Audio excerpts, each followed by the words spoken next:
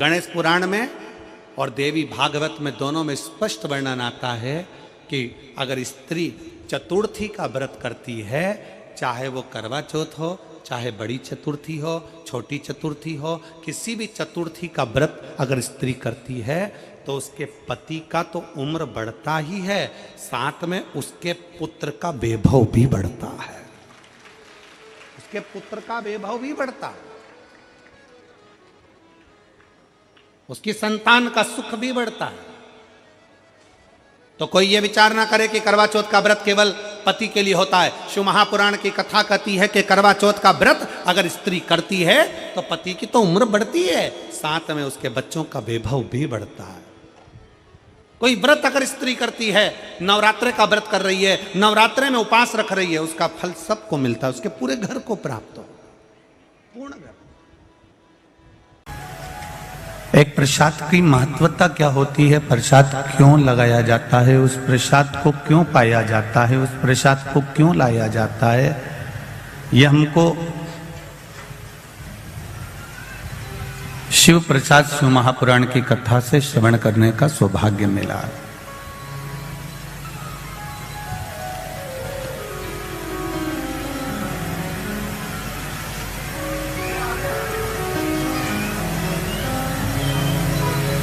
परमात्मा को प्राप्त करने का साधन क्या हो सकता है?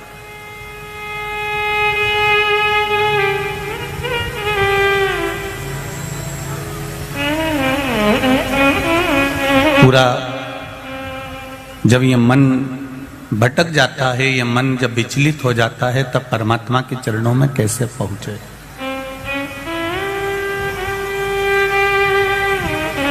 भगवान के चरणारविंद में इस चित्त को, इस मन को ले जाकर कैसे छोड़ा जाए? महाराज,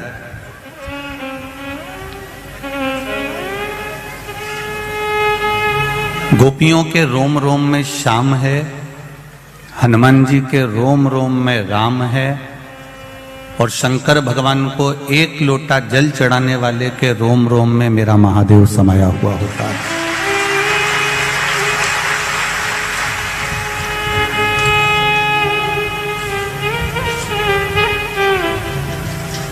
गोपियों को जैसे उनके रोम रोम में श्याम समाया है तो गोपियों को श्याम का दर्शन हो जाता है।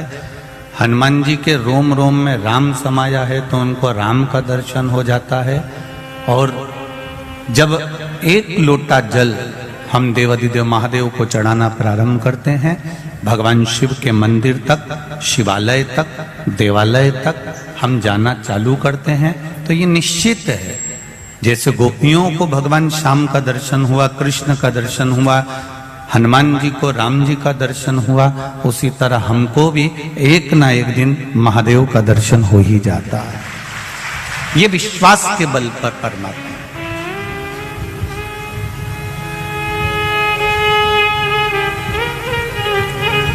फौज में नौकरी शरीर देखकर होती है,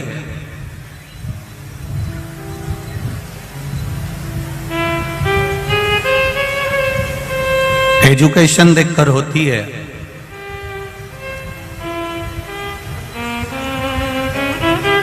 पर भगवान के भक्त की जो नौकरी है, भगवान के चरणारविंद की जो नौकरी है, वो ना एजुकेशन देखकर होती है, ना शरीर देखकर होती है, ना तुम्हारा कपड़ा देखकर होती है, ना तुम्हारा आभूषण देखकर होती है, ना तुम्हारा राजसी ठाट देखकर होती है। भगवान के भक्त की जो नियुक्ति होती है वो केवल उसका हृदय देखकर होती है, उसका मन देखकर होती है। उसके मन के सिवाय वो कुछ नहीं देखता। निर्मल मन सो मोहि पावा, मोहि छल छिद्र कपट ना भावा।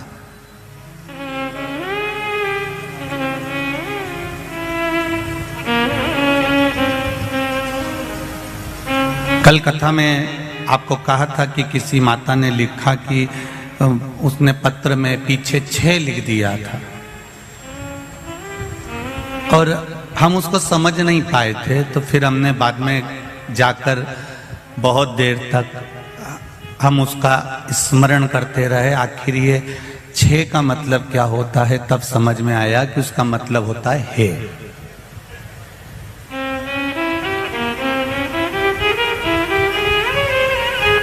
अब एक बात निकालने में आई कि आखिर गुजरात वालों ने ये 6 कहां से निकाला।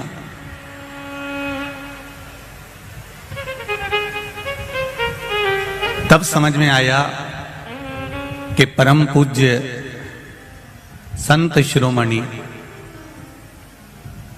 बैकुंठवासी भागवत के रसिक श्री रामचंद्र जी डोंगरे जी महाराज ने भागवत जी के महत्तम के 6 शब्द को यहां लेकर आए हैं। तब समझ में आया भागवत जी के महत्तम में, श्रीमद् भागवत के महत्तम में 6 अध्याय हैं और वो पूरे की पूरे 6 अध्याय ये कहते हैं कि आत्मदेव की कथा में ये वर्णन किया कि भगवान है। पूरे महत्तम में एक बात कहते रहे कि भगवान है, भगवान रहेगा, भगवान है। पूरी भागवत के महत्तम में 6 अध्याय में हर अध्याय में भगवान के होने की उपस्थिति को दर्शाया गया है कि भगवान है। तो वो जो 6 अध्याय हैं उन 6 को यहां लाकर रख दिया। इसका मतलब है कि हमारा पति 6 मतलब है। अब समझ में मेरे को अच्छे से आ गया। अब गुजरात वालों गड़बड़ी नहीं होगी हो। अब समझ में आ गया कि है 6 मतलब है। मतलब जैसे भागवत जी के महत्तम में 6 अध्याय हैं, 6 अध्याय का मतलब 6 अध्याय में ये वर्णन करा गया कि भगवान है, कृष्ण है, राम है। उसी तरह अब समझ में आ गया कि गुजरात वाले 6 जब भी बोलें तो समझ जाओ कि भोलेनाथ है। अब इनका 6 केवल अकेला नहीं रहा, अब ये प्रूफ हो गया, ये बिल्कुल प्रमाणित हो गया कि भगवान फिर है बोल दिए 6 भगवान 6 मतलब भगवान अब 6। अब ये निश्चित हो गया कि मेरा देव अधिदेव महादेव 6। बस इतनी सी बात अब मेरे को गुजरात से मिल गई है। अब मैं इसको कहीं पे भी ले सकता हूं। अब अपने को अच्छे से मिल गया। धन्यवाद गुजरात वालों को जिन्होंने मुझे सिखा दिया। बहुत बहुत धन्यवाद। अब मैं इस बात का बिल्कुल प्रमाणित हो गया कि भगवान राम 6, भगवान कृष्ण 6, भगवान दत्त 6, माँ जगतजननी अम्बा 6, तो भगवान महादेव 6।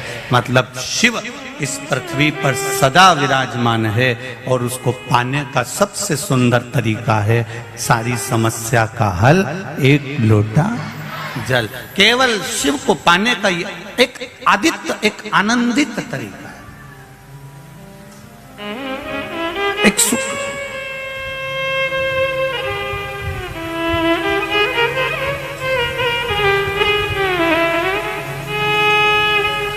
आज के दिन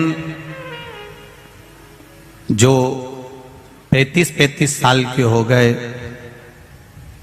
30 साल से ऊपर के हो गए, 42 साल के हो गए और जिनका विवाह नहीं हुआ है, वो बेलपत्री की मध्य पत्ती पर केवल कच्चा दूध लगाकर ही भगवान शंकर को समर्पित कर देते हैं। तो अगली जो अनंग त्रयोदशी आती है उससे पहले उसका मंगल विवाह हो जाता है। इतना महत्व है अनंग त्रयोदशी। अनंग त्रयोदशी का इतना महत्व है हमारे शास्त्रों में। महाराज भगवान शिव ओगरदानी, त्रिकालदर्शी, कैलाशी, अविनाशी भगवान शंकर ने माता सती को खूब समझाया था।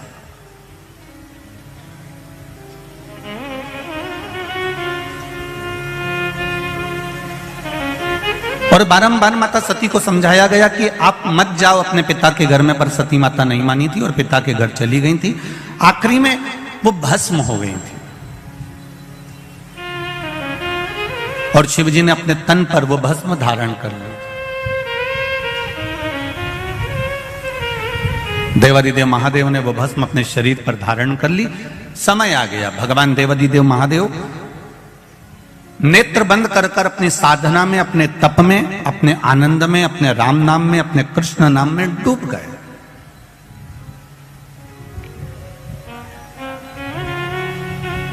अब वो विचलित नहीं हुए। भगवान देवादिदेव महादेव का चित्त केवल राम में, कृष्ण में लग गया। नेत्र बंद हैं, साधना में लीन हैं, भगवान की विरल भक्ति में डूबे हुए हैं। उनको कोई मतलब नहीं कि संसार सागर में क्या हो रहा है। अब इसी बीच में जो शंकर भगवान ने भस्म शरीर पर धारण करी थी और भस्म शरीर पर धारण कर कर देवादिदेव जब चलकर आ रहे थे, उस मार्ग में चलते चलते चलते चलते देवादिदेव महादेव के सम्मुख में जब शिव जी केवल तप साधना करने के लिए बैठने जा रहे थे, तब एक असुर, एक राक्षस जन्म ले चुका था जिसका नाम था तारकासुर।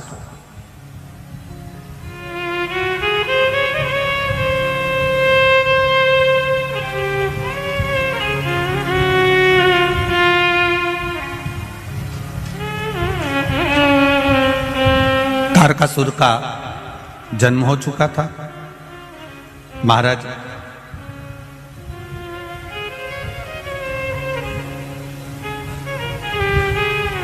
देवताओं से ज्यादा सिद्धि दानवों में होती है। देवताओं से ज्यादा सिद्धि, देवताओं से ज्यादा विद्या, देवताओं से ज्यादा तंत्र विद्या, मंत्र विद्या, साधना विद्या, सिद्धियां देवता से ज्यादा दानवों के पास होती है, राक्षसों के पास होती है।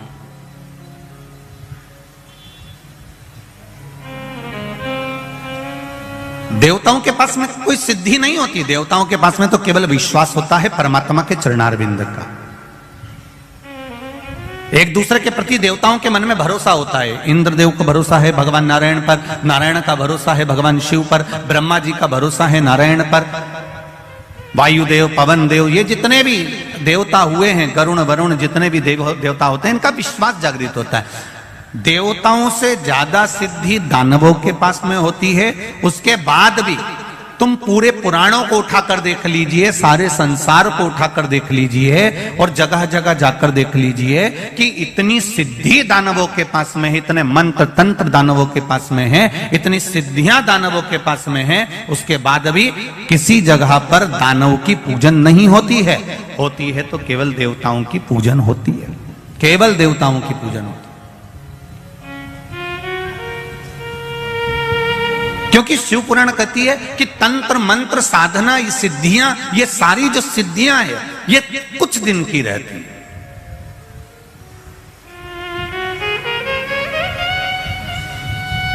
असुरों की, राक्षसों की जो सिद्धियां होती हैं, ये थोड़े दिन की होती है। पर जो विश्वास होता है, भरोसा होता है, प्रेम होता है, वात्सल्यता होती है, करुणता होती है, ये कम नहीं होती, ये और बढ़ती चली जाती है।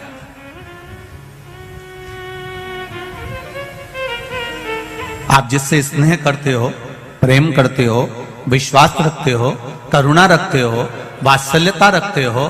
एक माता अपने पुत्र से प्रेम करती है, वात्सल्यता रखती है, करुणता रखती है, विश्वास रखती है, और बेटा कहीं चले जाए तो मां को नहीं दिखता तो बार बार विचार करती, कहां गया, वो दिख नहीं रहा।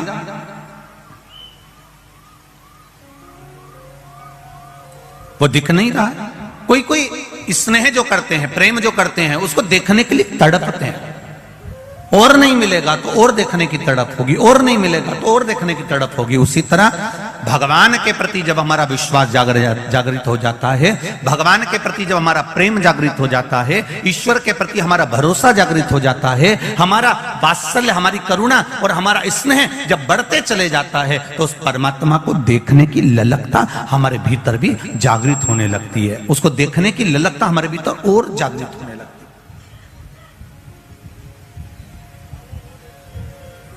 उसको देखने का मन जागृत होने लगता है।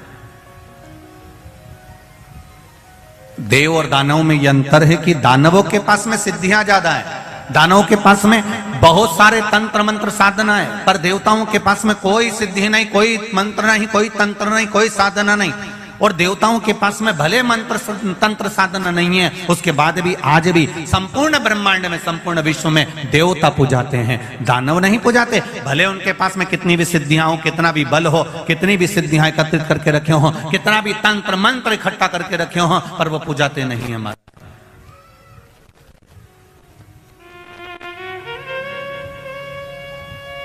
तारकासुर केवल असुरों में एक ऐसा था, तारकासुर ने यह विचार कर लिया कि मेरे पास में सिद्धियों की कमी नहीं है, मेरे पास में मंत्र तंत्र की कमी नहीं है, मेरे पास में बहुत सिद्धियां हैं, बहुत मंत्र तंत्र हैं, पर यह सिद्धियां मेरे किसी काम की नहीं है।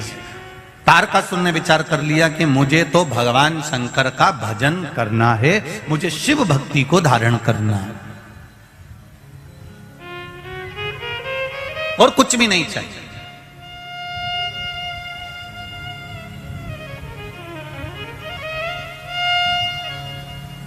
महाराज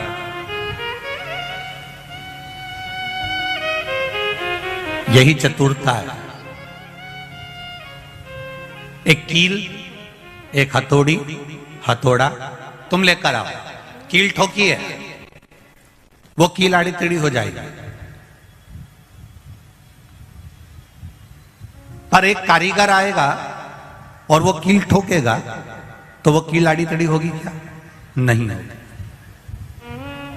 कारीगर उसमें माहिर है, उसने कील उठाई और ठोकना चालू कर दिया, उसने देखा भी नहीं कील को, ठोकना चालू कर दिया और कील सीधी की सीधी लगी है, वो आड़ी टेढ़ी नहीं हुई है। वो आड़ी टेढ़ी होती ही नहीं है क्योंकि वो ठोक रहा है, तो उसमें कारीगरी जो है वो कील ठोकने में प्रबल है और वो ठोक रहा है। उसी तरह जैसे कील संसार का कोई व्यक्ति ठोक रहा है तो वो आड़ी टेढ़ी हो सकती है, पर कारीगर अगर ठोक रहा है तो वो सीधी ही लगेगी। उसी तरह आप इस मन को, इस चित्त को, इस वृत्ति को कहीं पर भी लेकर चले जाओ, पर किसी श्रेष्ठ कारीगर के पास में अगर पहुंच गए, किसी शिवालय में, किसी शिव महापुराण की कथा में पहुंच गए और वहां कोई कारीगर मिल गया तो इस मन को परमात्मा के चरणों में ठोक ही देगा, ये निश्चित है। ये इसकी श्रेष्ठता है।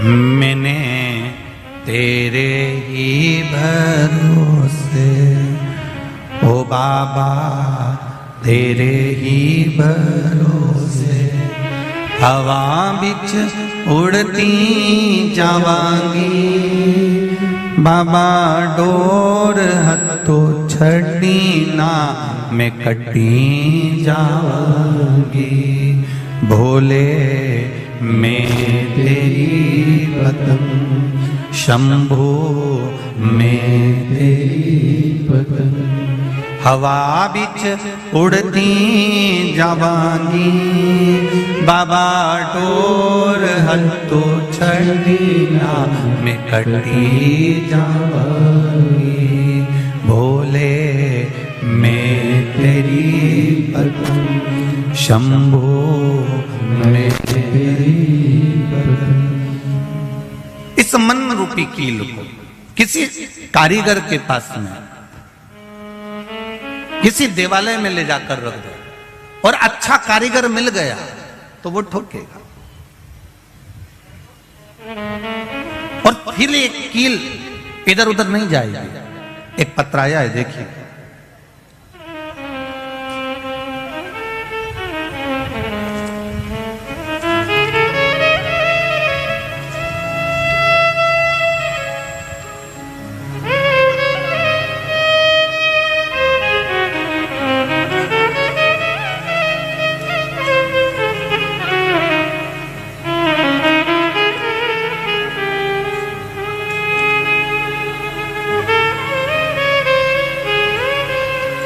मेरा नाम भावना राजेश पोपट है, मैं मुंबई पालघर से आई हूं।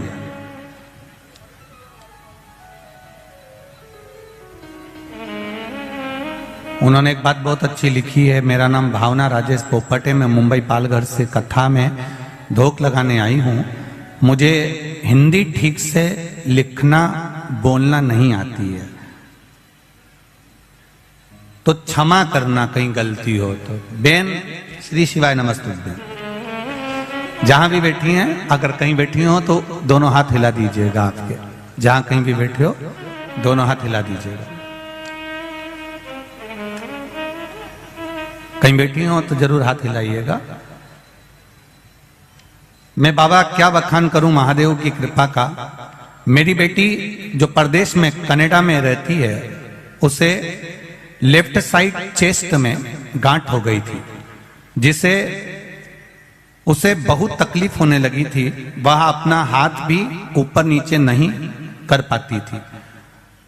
तब उसने वहां डॉक्टर को बताया कनाडा में, तो डॉक्टर ने तुरंत ही उसकी जांच करी और जांच करने के बाद कहा तुम्हारे एक गांठ नहीं है, यहां 3-4 गांठ हो गई है। अब वह ज्यादा गंभीर हो गई थी, डॉक्टर ने उसे ऑपरेशन का कह दिया था। तब बेटी ने मुझे यह बात बताई तो मैंने कहा सब तुम शिवजी पर छोड़ दो, दवाई ले, साथ में शंकर भगवान पर एक लोटा जल चढ़ाना प्रारंभ करो। पर जल चढ़ाती तो कहां चढ़ाती, वो जल कैसे समर्पित करती? महादेव सब कुछ ठीक करेंगे, मैंने उससे कहा। अब जल चढ़ाने कहां जाए, ना तो शिवजी का मंदिर है ना वहां बेलपत्र है, परदेश में कहां से जल चढ़ाने मंदिर को जाए।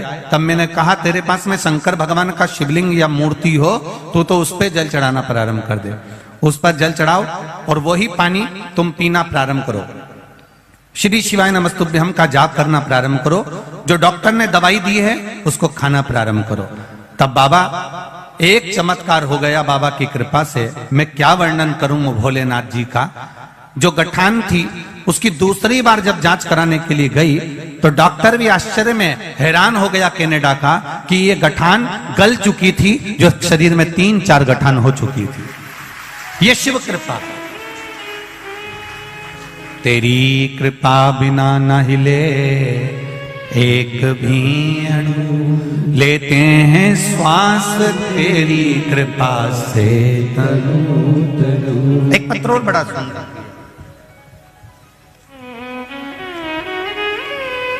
पहले तो बच्चे का फोटो देख लो आप, जितने लोग भी आस्था चैनल पर कथा देख रहे हैं पहले इस बच्चे का फोटो देखें।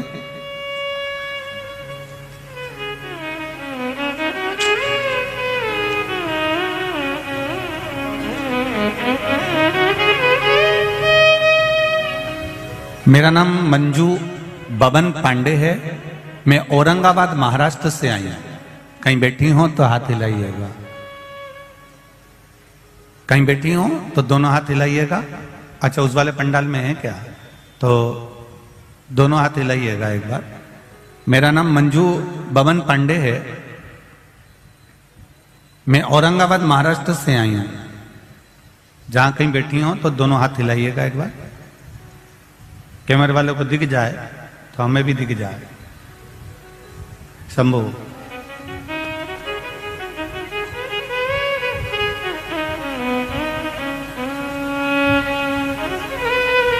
एक लोटा जल, टीवी के सामने सुनी हुई कथा का क्या वर्णन करूं गुरुजी। मेरी 5 बेटियां हैं गुरुजी,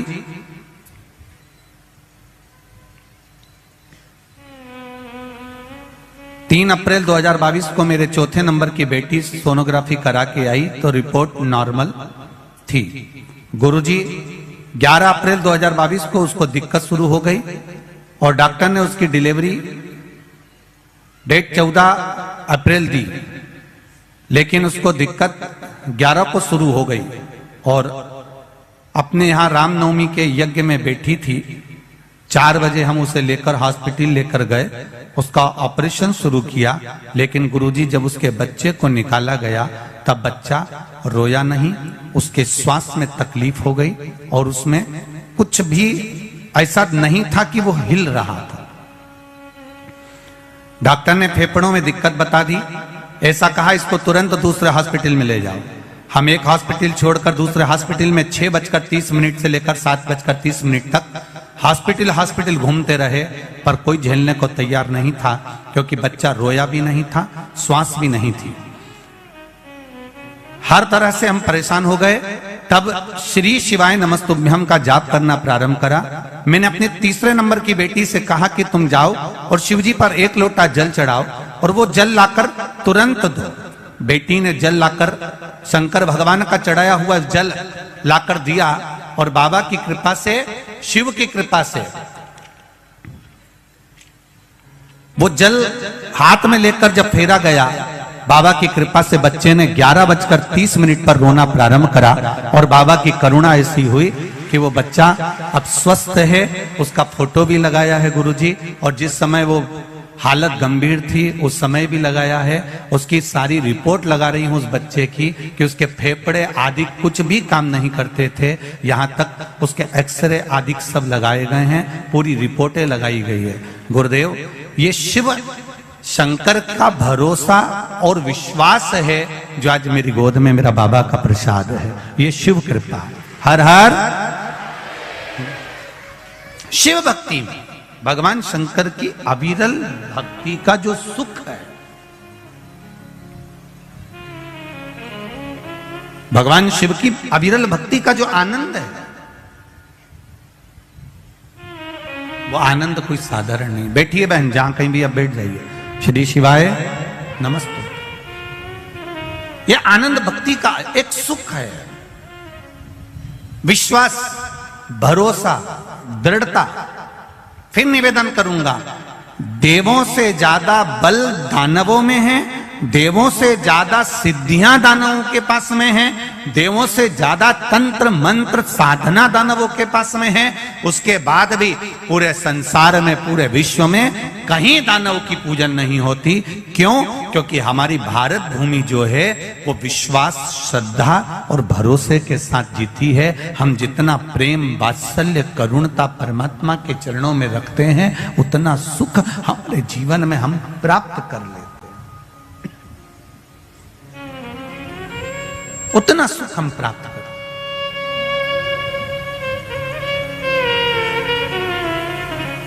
शंभो शरणे पड़ी मांगू घड़ी रे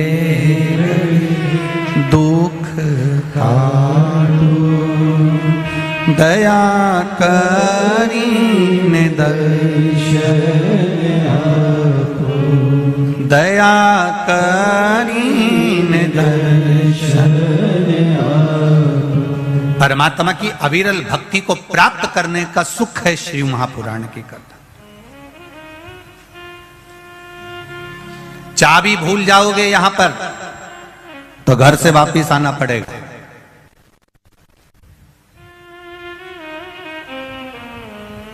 एक बात बहुत ध्यान लगा कर सुनना, चाबी की याद कब आती है? जब घर पर, जम के बोलो जरा, पहुंच गए। चश्मा भूल गए, चश्मे की याद कब आती है? जब कुछ पढ़ते से।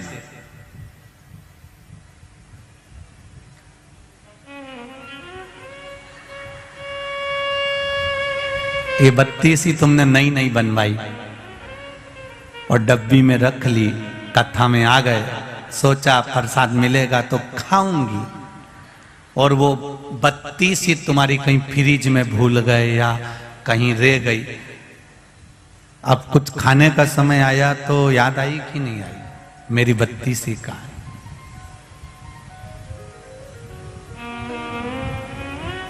घर जाकर चाबी की याद आती है, पढ़ते समय चश्मे की याद आती है, खाते समय बत्ती सी की याद आती है, और मरते समय शिव की याद आती है। अंतिम बिंदु होता है जब एक्सीडेंट हो गया, ऑपरेशन की समय आ गया, बीपी शुगर गड़बड़ हो गए, कुछ काम बिगड़ गया, तब पंडित जी को फोन लगाया, महाराज जी महामृत्युंजय का जाप बिठा दो, मेरी बहू की तबीयत ठीक नहीं है। पंडित जी मेरे बेटे का एक्सीडेंट हो गया, महामृत्युंजय का जाप बिठा दो। पंडित जी ऐसा हो गया, महामृत्युंजय का जाप बिठा दो। अब कोई भी ये नहीं कह रहा कि कनक धारा का पाठ बिठा दो, श्री सूक्त या पुरुष सूक्त का पाठ बिठा दो।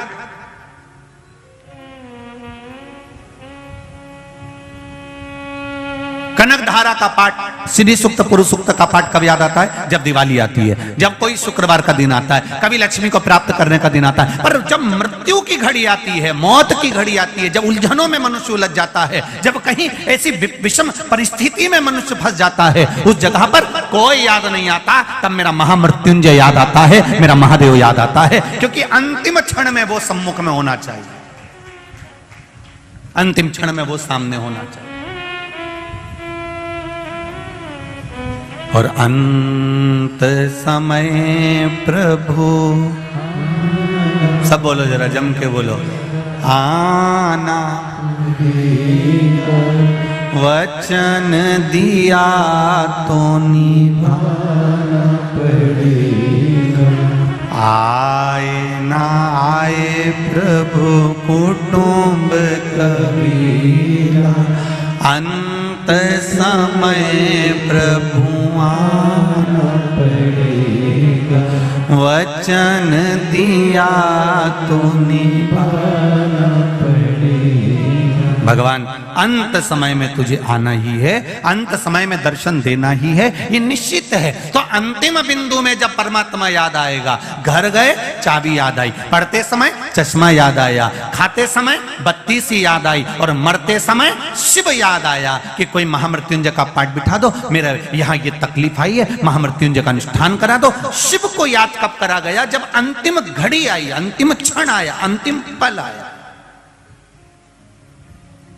और शिव महापुराण की कथा कर रही है, अगर अंतिम क्षण में आप शंकर भगवान को याद कर रहे हो, उससे अच्छा है पहले ही चाबी को संभाल के रख लेते, पहले ही चश्मे में डोरी लटका के रख लेते, और पहले ही बत्ती सी को अपने बैग में रख लेते।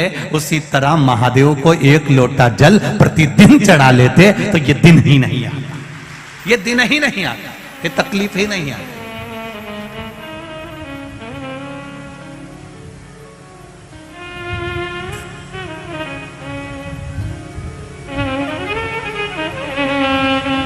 तारकासुर प्रकट हो गया, तारकासुर को लगा, तारकासुर को यह ज्ञात हुआ कि मुझ में बल बहुत है, मैं सब कुछ कर सकता हूं, मेरी सामर्थ्यता बहुत कुछ करने की।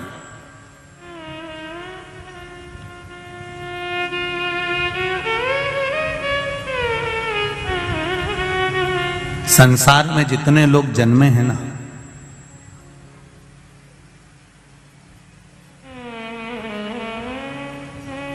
संसार में जितने लोगों का जन्म हुआ है ना, कोई साधारण नहीं, सब भगवान की कृपा से जन्मे हैं, सब भगवान की करुणा से जन्मे। बस थोड़ा सा तालमेल मिलाने की जरूरत है। इतने चतुर चतुर लोग संसार में हैं, इतने विद्वान विद्वान लोग संसार में हैं, उसके बाद भी भूल कर जाते हैं परिवार में रहकर। पाँव में जब चप्पल पहनते हैं तो दोनों चप्पल का नंबर एक ही रखते हैं, दोनों चप्पल का नंबर एक ही रखा। 8 नंबर की चप्पल आती है तो इस पाँव में भी 8 नंबर पहनेंगे, इस पाँव में भी, बोलते जाओ जरा, 8 नंबर पहनेंगे। हो सकता है तुम्हारे बड़ोदरा में ऐसा होता हो कि इसमें 9 नंबर, इसमें 8 नंबर, तो बात दूसरी। पर हमारे यहाँ तो नहीं होता, हमारे यहाँ तो अगर 7 नंबर की चप्पल है तो दोनों 7 नंबर की है, 8 नंबर की है तो दोनों 8 नंबर की है, 9 नंबर की है तो दोनों 9 नंबर की है। और अगर एक चप्पल दूसरे नंबर की पहनकर चल लो तो बहुत लंबा चल सकते हो क्या? एक 8 नंबर की पहन लो और एक 9 नंबर की पहन लो, और तुमसे कोई कह दे जाओ जरा यहाँ से वहां तक चले जाओ, चल सकोगे? नहीं, या तो चप्पल काट लेगी या फिर चलने में तकलीफ आएगी, पाँव दुखेगा, कुछ ना कुछ प्रॉब्लम खड़ी हो जाएगी। अब इतनी विद्वत्ता सब में है कि चप्पल एक ही नंबर की होना चाहिए। अगर एक चप्पल 8 नंबर की और एक 9 नंबर की है तो बहुत लंबा नहीं चल सकते।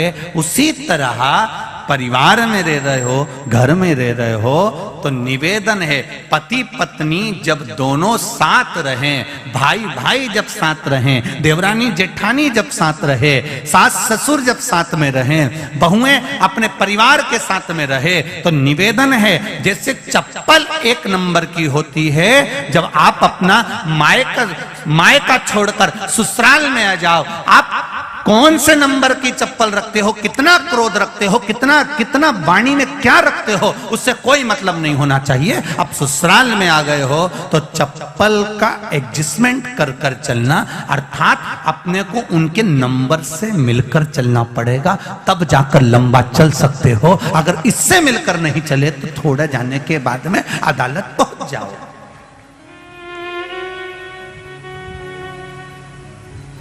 आज के जमाने में सबसे ज्यादा अगर विडंबना है तो ये विडंबना सबसे बड़ी खड़ी होती है।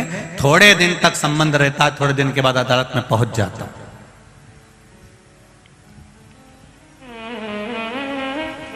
बड़ा दुख होता है कि पिताजी ने 25 लाख 50 लाख खर्च करा, 40 लाख खर्च करा, 10 लाख खर्च करा, पिताजी ने बेटी के विवाह में खर्च करा, उधर बेटे के विवाह में खर्च करा, दोनों का नंबर नहीं मिल पाया, बहुत लंबा नहीं चल पाया, बहुत लंबा नहीं चल पाया।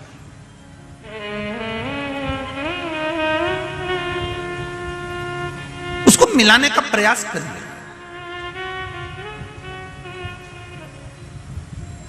भक्त जितना भगवान के मंदिर जाता है, भक्त जितना भगवान के द्वार जाता है, लोग कहते हैं कि भक्त भगवान के द्वार गया, भगवान के मंदिर गया, पर शिव पुराण कहती है भक्त जितना भगवान के द्वार जाता है उससे दुगना भगवान भक्त के द्वार पर खड़ा जाता है, वहां खड़ा मिलता है, उसके द्वार पर जाता है। कितना सुंदर कहा है, बछड़ा गाय के पीछे चलता है, पत्नी पति के पीछे चलती है।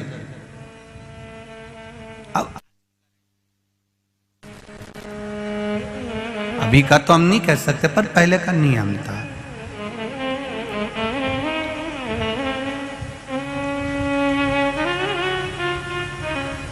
पहले का एक बहुत नियम था कि पत्नी पति के पीछे। एक हमने पहले भागवत जी में एक लीला श्रवण करी थी भगवान कृष्ण की, कि एक गोपी भगवान को बहुत बहुत घर जा जाके रोज चोरी का इल्जाम लगाती थी, रोज प्रतिदिन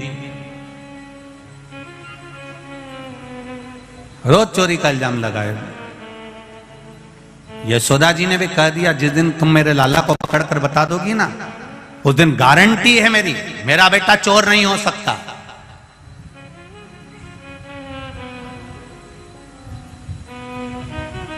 इसने भी कह दिया।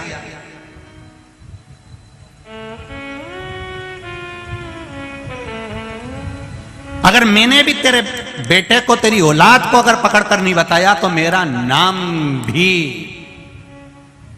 कमला बई नहीं। अब जो भी उसका नाम होगा उस समय पर मेरा नाम भी ये नहीं। अब इतनी शर्त लगा के चली गई। यशोदा जी ने अपने लाला को गोदी में लिया और गोदी में लेकर यशोदा जी बोली, कनुआ तेरे से एक निवेदन करूं मैं? हाँ मैया बोल। लाला तू उस गोपी के यहां कभी मत जाना, वो हमेशा तेरे पर इल्जाम लगाती है और मेरे सामने नाक लगा कर आई है बहुत, और कह रही थी मैं पकड़ के बताऊंगी। कन्हैया बोले ठीक है मैया, मैं तो किसी के घर जाता ही नहीं हूं और तूने इतना कह दिया तो अब तो और नहीं जाऊंगा।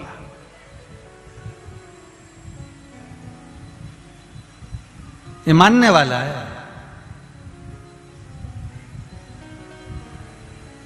सबसे पहले उसी गोपी के घर गया,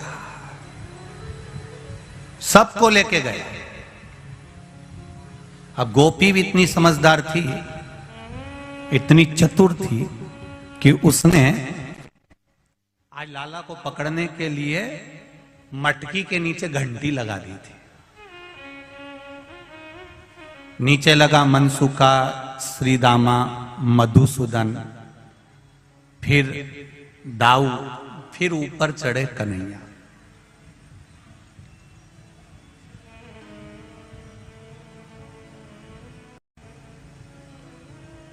अब नीचे जो मनसुका लगा था उसको छींक आ रही थी। अब उसके हाथ जो थे वो घुटने पे थे। अब वो अगर हाथ हटाता और नाक पकड़ लेता तो छींक नहीं आती, परंतु वो हाथ घुटने पे थे और सबसे नीचे वो ही था और उसको आ रही छींक, और ये कन्हैया सबसे ऊपर। अब इसने मटकी को तो पकड़ लिया और घंटी को भी पकड़ लिया, इसको मालूम है घंटी बजेगी, तो उसने घंटी को भी पकड़ लिया। इतनी देर में जो नीचे था मनसूखा, वो छींक दिया, और छीका तो ये सब धड़ धड़ धड़ धड़ नीचे। अब ये सब तो नीचे आ गए, वो अकेला टंगा है। अब उसका एक हाथ नीचे आ गया कन्हैया का, और घंटी टन टन बोलना चालू करी, सब भग गए, अकेला टंगा है ऊपर, अकेला। अब वही काकी आ गई, वही गोपी, और आते से ही बोली, आज पकड़ाया बेटा, तेरी मां खूब नाक लगाए, मेरा बेटा चोरी नहीं करता। अब देख, अब उतर तू नीचे, जल्दी उतर। काकी कैसे उतरू? काकी बोली जैसा चढ़ा था। कन्हैया बोले चढ़ते समय तो और भी नीचे लगे थे। अरे नीचे उतर जा। नहीं उतरू काकी, मेरे से ऐसे उतरते नहीं। अरे कूद जा, लग जाएगी, मैं नहीं उतरू। एक काम करना काकी, तू मेरे नीचे लग जा। काकी ने कहा मैं नीचे लगूंगी, तू मुझ पे पांव रखेगा तो क्या हुआ? काकी बोली मेरी उम्र देख रही है? काकी बोली मेरी उम्र तो देख, 72 साल की मेरी उम्र है। इतने में कन्हैया बोला चुगली करने में उम्र नहीं देखती।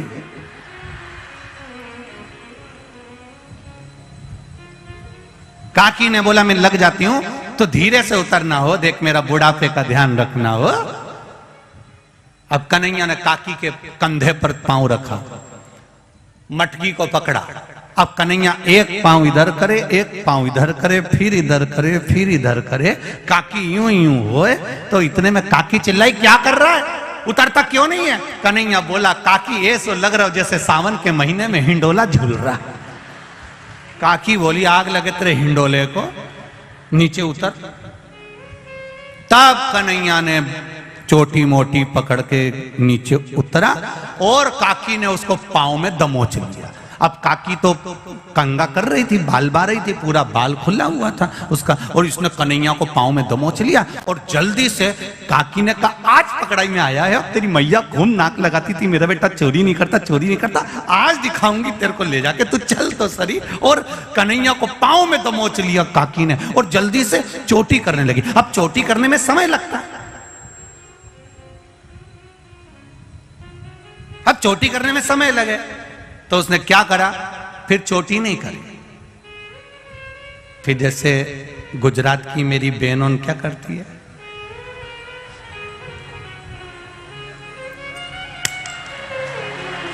उनमें। और वैसे भी देखो, लड़ने जाओ ना तो जूड़ा थोड़ा एनर्जी देता है। चोटी में और जूड़े में अंतर आता है। तुम देखना जब तुम माताएं आपस में लड़ रही हो ना, तो वो थोड़ी थोड़ी देर में बोलते चलो, मतलब ऐसा लगता है कि इससे एनर्जी मिलती है। जैसे वो हमारे यहाँ हलवाई जब जलेबी बनाता है तो ऐसा खींच के बनाता है, तो एनर्जी मिलती है, तब जले तो बल तो जरा, तो उससे बल मिलता है। अब काकी ने बाल बांध लिया, और बाल बांध के कहे चल जल्दी कन्हैया, चल उठ तो जरा, तेरी मैया के पास चल, चल तो जरा। अब इतने में कन्हैया कहे काकी मैया के पास मत ले जा, तुझे मेरी सौगंध है, काकी मैया के पास मत ले जा। काकी तो मानने को तैयार नहीं, ले गई हाथ पकड़ के बाहर, ऊपर से दरवाजे में लगा दी कुंडी, ताला लगाया और लगा के सीधे बाहर लेकर गई। इतनी देर में कन्हैया जमीन पे सो गया, उठे ही नहीं। उठ, तेरी मैया के पास चल। नहीं जाऊंगा, नहीं जाऊंगा, नहीं जाऊंगा। मचल गया, नीचे सो गया, जमीन पर पड़ गया, नहीं जाऊं, नहीं जाऊं। काकी भी वहीं बैठ गई। अब काकी वहां बैठी, और बैठते से कन्हैया उठ के बैठा, और बैठते से बोला काकी, ओ काकी, तेरे सिर की सौगंध, कभी मक्खन की चोरी नहीं करूंगा। इतने में काकी बोली तू मेरी सौगंध खा रहा है, तेरी मैया की सौगंध क्यों नहीं खाता? कन्हैया बोले काकी मेरी एक ही मैया है। इतने में काकी बोली मैं दो चार हूं। थोड़ी देर बाद कन्हैया ने काकी के दोनों कान पकड़ लिए। खुद के कान पकड़ने की जगह काकी के पकड़कर बोला काकी तेरे कान पकड़ के क्षमा मांगता हूं। कभी चोरी नहीं करूंगा। काकी बोली पहले तो मेरे कान छोड़। क्षमा मांगने के लिए खुद के कान पकड़ते हैं और तू मेरे पकड़ रहा। काकी ने नहीं सुना, हाथ पकड़ा लेके चली। चलते चलते चलते चलते आगे में और सामने चलते हुए चौराहे पर मार्ग से जैसे ही जा रही थी, इतनी देर में इसका जो ससुर वहां बैठा हुआ था, उस ससुर ने बहू को देख लिया। बहू को देखा, उसके पास में आ गया। आते से बोला, बहू कहां जा रही है? कहीं नहीं, इस कन्हैया को लेकर जा रही हूं, इसकी मैया को दिखाने के लिए। अब ससुर इधर, बहू का मुंह इधर, इतना घूंघट कर लिया, इतना घूंघट। अब पहले का नियम था, ससुर और सास के सामने बहू अपना मुख नहीं खोलती थी। अब आज का जमाना तो बड़ा विचित्र हो गया, अब क्या बोलूं इसका। पहले इतना घूंघट। तुम बहेड़िया परिवार में देखना उनकी दादी जी को, अभी भी बैठी है तो इतना ही डाल के बैठी। तुम देखो जरा, आप देखोगे तो माताओं को देखिए, उनके भेड़िया परिवार की इतना इतना घूंघट तो आज भी लेकर बैठी हुई है। अब पहले का जमाना था, इतना पल्लू लेकर बैठते थे। पहले का जमाने में इतना चलता था, फिर धीरे धीरे इतना आया, फिर इतना, फिर इतना, फिर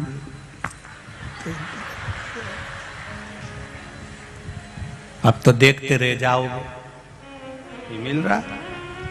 अब वो इतना पल्लू उतना हो गया। अब तो बहुएं भी 2 बार इतना पल्लू करती हैं। जब शादी कर कर आती हैं तब इतना पल्लू करती हैं, क्योंकि मुंह दिखाई होती है तो सोने की रकम मिलती है। और बहुएं दूसरी बार इतना पल्लू जब करती है कि जब घर में कोई बुढ़ा बुढ़ी डोकरा डोकरी मरता है, कोई बुजुर्ग मरता है, तब इतना पल्लू करती है, क्योंकि आंख में आंसू तो एक भी नहीं आते, बस घूंघट रख के डिजाइन में चिल्लाती रहती है। आंख में आंसू तो आता नहीं। अब इधर ससुर खड़ा, इधर बहू ने मुंह कर लिया, कन्हैया का हाथ पकड़िए और हाथ पकड़ कर लेकर जा रही, इसकी मैया को दिखाने जा रहे हैं। इतने में कन्हैया ने कहा, मैया काकी बहुत प्यास लग रही है, पानी पियान दे। ससुर ने कहा, बेटा छोटा सा बच्चा है, पानी पियान दे। जो कन्हैया का हाथ छोड़ा पानी पीने के लिए ससुर के कहने पर, जल्दी आ। कन्हैया जैसे ही आया, उसने कहा, काकी चल।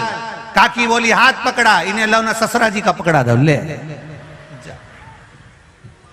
अब ससुर का हाथ पकड़कर काकी जो चली, और ससुर को काटे खून नहीं, भरे चौराहे पर, भरे चौपाल पर बहू ने मेरा हाथ पकड़ लिया। गुस्से में लाल हो गया ससुर, बोला कुछ नहीं। किसी किसी को 2 तरह का गुस्सा आता है। एक गुस्से में व्यक्ति बड़बड़ करके बोल देता, गाली दे देता, अपशब्द कर देता, कुछ भी कह देता। दूसरे गुस्से में व्यक्ति कुछ कहता नहीं, अंदर ही अंदर बस घुड़राता रहता। ससुरे को वही गुस्सा आया था और कन्हैया ने कह दिया, चल काकी, और ये बुढ़े का हाथ पकड़कर चली। और चलते सी बोली, क्यों रे तेरा हाथ इतना जाड़ा कैसे हो गया? इतने में कन्हैया बोला, पानी पिया ना इसलिए जाड़ा हो गया, और लेके चली। और जैसे ही यशोदा जी के यहाँ दरवाजे पर पहुंची, ससुर तो गुस्से में लाल था, कन्हैया अंदर पहुंच गया खिड़की में से। इसने दरवाजा बजाया, यशोदा, ओ यशोदा, यशोदा, ओ यशोदा। यशोदा जी निकल कर आई। जो ससुर जी को देखा तो यशोदा जी ने मैं पल्लू कर लिया कि घर का गांव का बुजुर्ग है। यशोदा जी ने पल्लू करा और गांव के बुजुर्ग को देखकर जैसे ही पल्लू करा तो यशोदा जी ने पूछा, क्या बात है गोपी? गोपी बोली, देख मैं तेरे कन्हैया को पकड़ कर लाई हूं, दे 2-4 धर के। इतने में ससुर जी ने सोचा, बताओ मेरी बहू मुझे कुटवा रही, रुक जा। इतने में यशोदा जी ने पल्लू लेकर कहारी, अरे पलट के तो देख ले कौन को पकड़ के लाई है। इतने में सखी बोली, तू मारे कि मैं मारूं? ससुर ने कहा, मेरी बहू मुझे मारेगी, आज देखो ही सरी। ससुर खड़ा और इतने में यशोदा जी बोली, पीछे पलट तो सरी। जो यशोदा जी ने कहा और सखी ने पलट कर देखा तो ससुर को देखकर रो पड़ी, पिताजी तुम कहां से आ गए? इतने में मैं तो कन्हैया को पकड़ कर लाई थी। ससुर जी ने कहा, तू घरे तो चल, तुझे बच्चे में और बुढ़े में अंतर नहीं टिपे, तू घरे आ, घर आ। इतने में कन्हैया अंदर से आंख मलता मलता आया, मैया क्या हो गया? इतने में यशोदा जी बोली, ये गोपी तो पागल हो गई। यशोदा जी अंदर गई, कन्हैया बाहर निकल के ठोड़ी पे हाथ रखकर बोला, कैसी है? जो कन्हैया ने कहा, इतने में तो गोपी बोली तू रुक जा अभी, एक बार अब की बार पकड़ाई में आ गया ना, पुदीना की चटनी नहीं बनाए, ऐसी तेरी चटनी नहीं बनाई तो मेरा नाम गोपी नहीं। इतने में कन्हैया बोला, पहले घरे जा घरे, तेरा खसम तेरी ऐसी चटनी बनाएगा, तेरा पति तेरी चटनी बनाएगा, तू जा। और ये गोपी घर गई। ससुर जी रात को बैठे हुए थे, गोपी ने कहा उनसे मत कहना। ससुर जी ने कहा जाओ अपने कमरे में। रात को ससुर जग रहा, पति आ गया इसका। पति ने पूछा पिताजी आज आपको नींद नहीं आ रही? बाबूजी, दाई जी आज आपको नींद नहीं आ रही? भाऊ आप आज नींद नहीं आ रही? इतने में ससुर जी ने कहा जिस घर में ऐसी बहू हो कौन ससुरे को नींद आएगी, बता तू क्या हुआ? रास्ते में से मेरा हाथ पकड़ कर यशोदा जी क्या ले गई और क्या क्या मारो, और क्या क्या मैं कन्हैया को पकड़ के लाई थी। इतने बुढ़े में इसको कन्हैया दिख रहा। बेटे ने तुरंत अपने पिताजी से कहा पिताजी ये देखो। पिताजी बोले बेटा ये क्या हो गया? पिताजी रात को पानी पीने उठा था, इसने डंडा उठा के मेरे को जो दिया धर के। मैंने पूछा किसको मार रही? तो क्या कन्हैया को मार रही? बता, इसको पति में कन्हैया दिखे पिताजी, इसको ससुर में कन्हैया दिखे, इसको हो क्या? ससुर ने कहा बेटा मुझे लग रहा है इसको कोई हवा मवा लग गई, अब वो निकलेगी कैसे? तो उन्होंने कहा एक काम करो, वृंदावन जाते हैं तो वहां पर एक बाबा बैठा है काली कामल ओढ़ के, उसको लेकर आ जा। इतने में कन्हैया जी के पास में मनसुखा ने जाकर कह दिया वो गोपी का पति जा रहा है बाबा जी को लेने। कन्हैया ने माखन की मटकी उठाई, बाबा जी को दे दी, बाबा की काली कामल ओढ़कर कन्हैया बैठ गया। इतने में इसका पति आकर बोला बाबा मेरी पत्नी को कोई हवा धर गई बाबा, उसको सही कर दो बाबा। बाबा ने कहा चलो। आगे आगे इसका पति, पीछे पीछे बाबा, काली कामल ओढ़कर कन्हैया गए। और जो पहुंचे इतने में कन्हैया ने कह दिया ससुर भी दूर रहो पति भी दूर रहो, पहले मुझे देख के आन दो कि कौन को हवा लगी है। कि वो बैठी है दरवाजे पे बैठी थी, कन्हैया काली कामल ओढ़कर जो गए और ओढ़कर जाकर कम्बल हटाकर बोले काकी कैसी? काकी बोली कन्हैया आ गया। अब जैसे ही बोली कन्हैया आ गया, इतने में तो ससुर और पति दोनों चिल्ला के बोले बस बाबा हवा ये लगी है। हर एक में कन्हैया दिख रहा है। अब बताओ तुम में भी कन्हैया दिख रहा है बाबा, इसको कन्हैया दिखना बंद हो जाए ऐसी कृपा कर दो। इतने में भगवान ने कहा तुम चिंता मत करो, इसको दरवाजा लगाने का बहुत शौक है, इसको अंदर खटिया से बांध दो। कमरे में खटिया से बांधा, 5 किलो मिर्ची लाओ, एक तगाड़ी कंडा जला के ला, लकड़ी जला के ला, अंदर रखो। 5 किलो मिर्ची झोंक के दरवाजा लगा के बाहर बैठ गया। थोड़ी देर बाद अंदर गया, सबसे कह दिया अंदर मत आना। अंदर जाके पूछे काकी कैसी? काकी क्या थी? तो रुक तो सही। पति आकर बोले बाबा थोड़ा ठीक है। कन्हैया ने काकी से पूछा अब चुगली करेगी? मेरी मैया के पास जाके कुछ बोलेगी? इतने में ससुर ने कहा बाबा इससे पूछो कहीं कन्हैया तो नहीं दिख रहा। इतने में खड़े हो जाओ। कन्हैया ने पूछा ये कौन है? महाराज ससुरा जी। ये कौन है? महारा पति देवता। मैं कौन हूं? कन्हैया।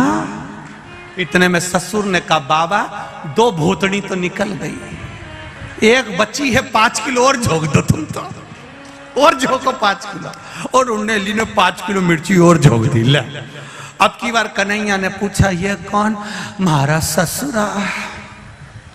ये कौन? महारा पति देवता।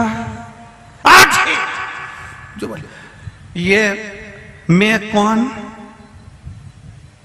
बाबा। बाबा तुम्हें कहीं कन्हैया दिख रहा? बिल्कुल नहीं दिख रहा, बिल्कुल।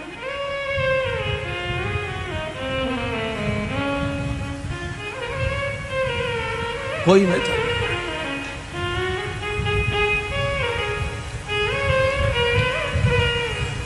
हृदय चित्त से कथा कर रही। भगवान को पाने का एक तरीका, गोपियों के रोम रोम में श्याम है, हनुमान जी के रोम रोम में राम है, और जल चढ़ाने वाले के रोम रोम में महादेव है। उसकी भक्ति का बल बड़ा होना चाहिए, और जब भक्ति का बल बड़ा होता है तब भगवान को प्राप्त करने का तरीका बदल जाता है। गोपियों को भगवान के प्राप्त करने का तरीका बदलना पड़ा। हनुमान जी महाराज पहली बार राम जी से मिले थे, उन्होंने भगवान को प्राप्त करने का तरीका बदल लिया। संत ब्राह्मण का रूप रखकर राम जी के पास जाकर परीक्षा ले लेते, तरीका बदला। भगवान को पाने का भी तरीका बदल गया।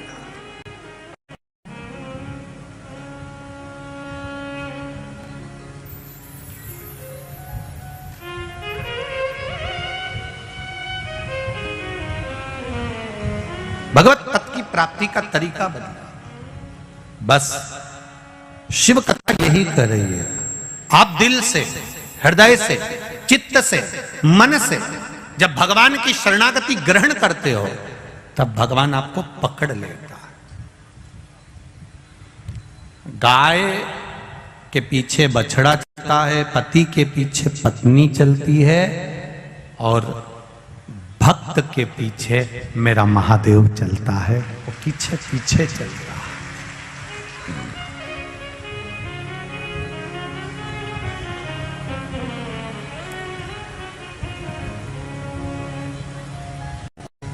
भक्त के पीछे भगवान चल रहा है। और जब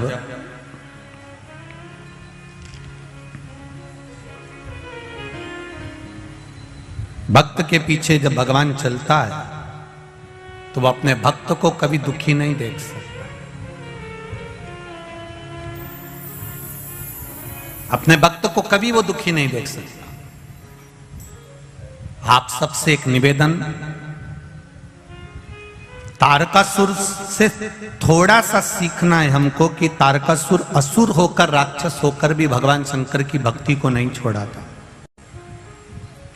जीवन में तकलीफें आती हैं, कष्ट आता है, रोग आता है, बीमारी आती है, तकलीफ आती है। कभी ये विचार मत करना कि भगवान ने मेरा साथ छोड़ दिया।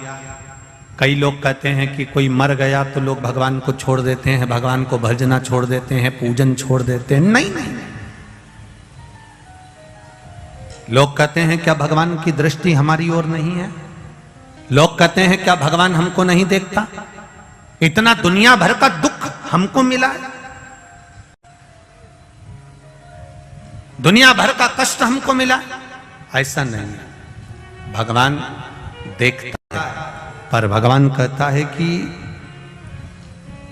जो दुख, जो तकलीफ, जो कष्ट है वो हमारे कर्म के अनुसार है, और उस कर्म का भोग हमको भोगना ही पड़ता है। भगवान देवाधिदेव महादेव की पावन कथा करें। तारकासुर भगवान शिव की भक्ति करने में बैठ गए, शिवाराधना में बैठ गए। अब देखिए, शंकर भगवान के भजन को करने के बाद भी तारकासुर ने कुछ नहीं माना।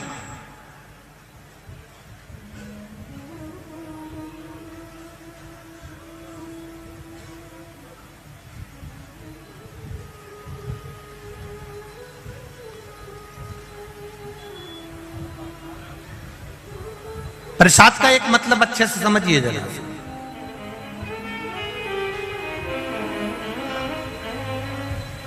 प्रसाद का एक मतलब होता है अपने आप मिल जाना। प्रसाद मांगा नहीं जाता, प्रसाद जो देता है वो हाथ बढ़ाकर देता है।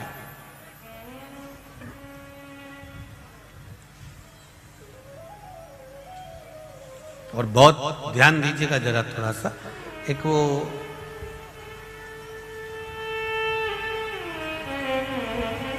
एग्जाम में किसी किसी विषय में बच्चे को 5 नंबर, 4 नंबर, 7 नंबर ज्यादा मिलते हैं किसी किसी।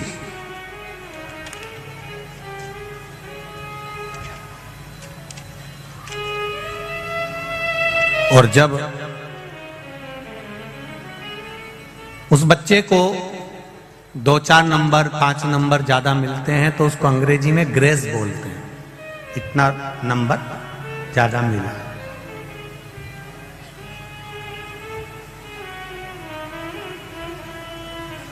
मतलब वो उसने मांगा नहीं है।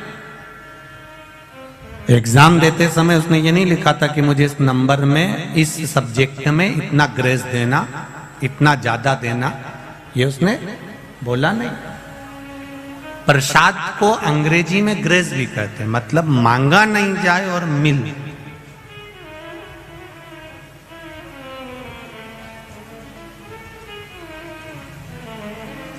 तारकासुर ने कुछ नहीं मांगा देवाधिदेव महादेव से, फिर भी तारकासुर को सब मिल गया।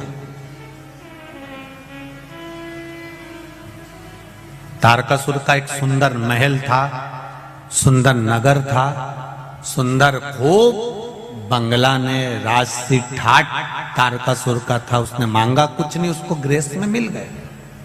शिव प्रसाद होता ही ऐसा है।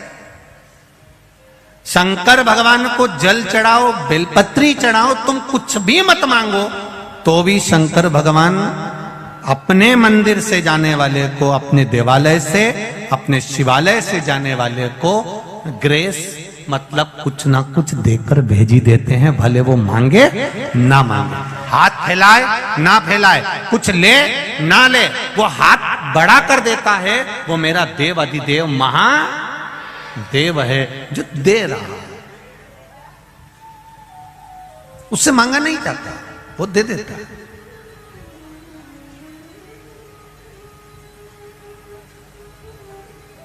खाली न जाता कोई दर से तुम्हारे,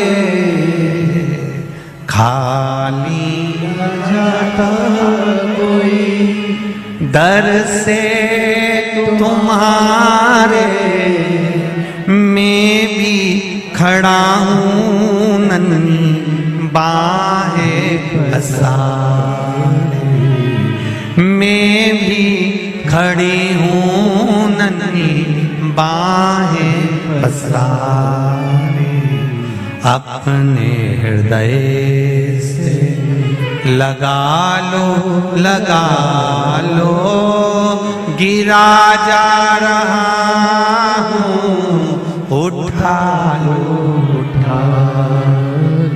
प्रभु अपने दर से, अब तो न टालो, गिरा जा रहा हूँ, उठा लो। आप शिव के मंदिर जाएं, आप शंकर भगवान की चौखट पर जाएं, आप शिव के द्वार जाएं, मांगने की जरूरत नहीं है आपको, वो दे देगा। आपके हृदय में क्या है वो जानता है।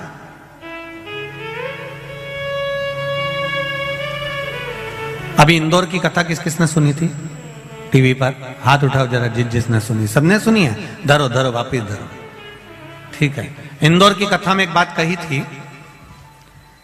कि ब्रह्मा जी के सामने ब्रह्माणी ने, ब्रह्मा जी के सामने सरस्वती ने, ब्रह्मा जी के सामने वीणा देवी ने अहंकार के शब्द कह दिए थे कि मुझ में इतना स्वर है, मुझ में इतना ज्ञान है। तब ब्रह्मा जी ने कह दिया था कि तुम्हें शंकर भगवान के पास जाना पड़ेगा। तुम रुका जी के पास गई, तुम रुका जी ने उनको ज्ञान नहीं दिया, तब जाकर शिव जी ने उनको शास्त्रीय संगीत का सुर प्रदान किया। जब सरस्वती माता को स्वर दे दिया गया, जब सरस्वती माता को भगवान शंकर ने, नटराज ने सब कुछ दे दिया, तब माता सरस्वती ने नटराज से कहा, भोलेनाथ जी से कहा, मेरे लिए भी तो कोई आज्ञा करो, आपने मुझे इतना दिया है तो मैं गुरु दीक्षा में आपको क्या, मैं आपको क्या प्रदान करूं? ये प्रसंग उस दिन रह गया था। आज अनंग त्रयोदशी के दिन ये प्रसंग वापिस आया है, इसको अच्छे से सुनना। भगवान शंकर जी से, नटराज जी से सरस्वती जी कह रही हैं कि आपने मुझे स्वर दिया, आपने मुझे संगीत दिया, आपने मुझे सब कुछ प्रदान करा, अब मेरा भी तो फर्ज बनता है, मेरा भी तो कोई फर्ज है कि अपने गुरु को कुछ दूं मैं, अपने गुरु को मैं कुछ प्रदान करूं, ये मेरा फर्ज है। क्या दूं मैं आपको? देवादिदेव महादेव ने जो मांगा वो संपूर्ण विश्व के कल्याण के लिए मांगा। क्या मांगा मेरे महादेव ने? मेरे महादेव ने कहा, वीणा देवी, सरस्वती सुनो, जैसे जरासंध और दुर्योधन ने जो मांगा था, भीम के हृदय की बात आपने माता पार्वती को बताई थी, बस मेरे शिवालय में, मेरे मंदिर में, मेरे देवालय में कोई जल चढ़ाने आए या बेलपत्र चढ़ाने आए या भूल से भी मेरी देहली पर चढ़ जाए, उसके मन में क्या चल रहा है आप तुरंत बस नंदी से जाकर कह देना, नंदी मुझे बता देगा, मैं शाम को प्रदोष काल के समय रोज भ्रमण पर जाता हूं, मैं कल्याण कर दूंगा। बस इतनी सी। अब वीणा देवी सरस्वती का काम क्या है?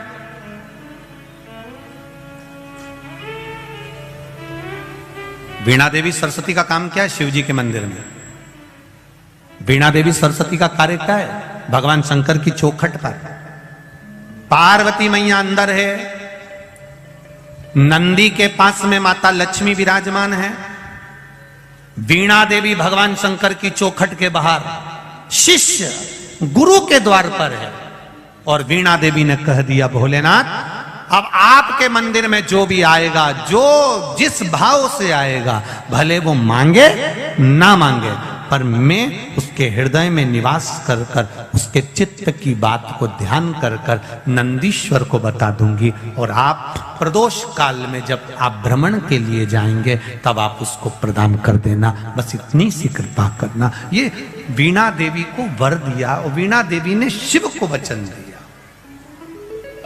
प्रदोष काल कब होता है? सूर्य अस्त होने वाला है, सूर्य डूबने वाला है, उसके 45 मिनट पहले से सूर्य डूब जाता है, उसके 45 मिनट बाद तक प्रदोष काल का समय होता है। शिव जी के भ्रमण का समय क्या है? यही प्रदोष का। प्रतिदिन मेरे देवादिदेव महादेव भ्रमण पर निकलते, प्रतिदिन।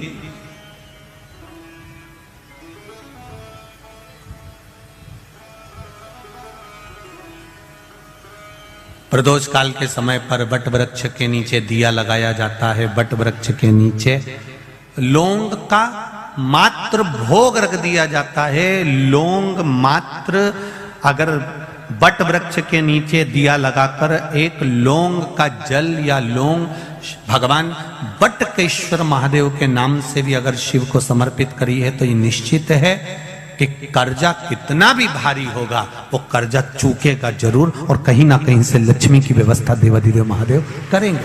एक पत्र आया है, इसी कर्जे को चूकने वाला एक पत्र, किसी ने अपना फोटो भी भेजा। दे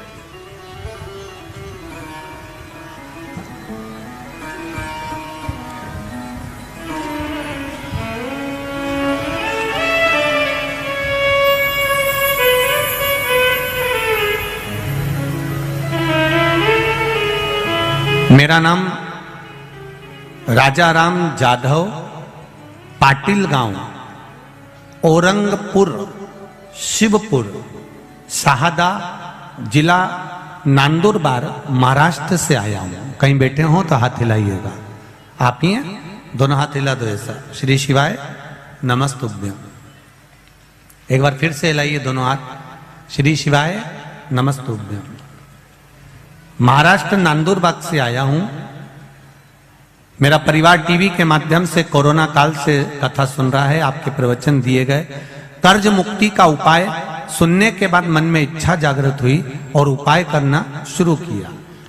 आपके कहने से बढ़ के पेड़ के जड़ में बटकेश्वर महादेव के नाम से आपने जो बताया था वैसा की वैसा ही पूजन करना प्रारंभ करा।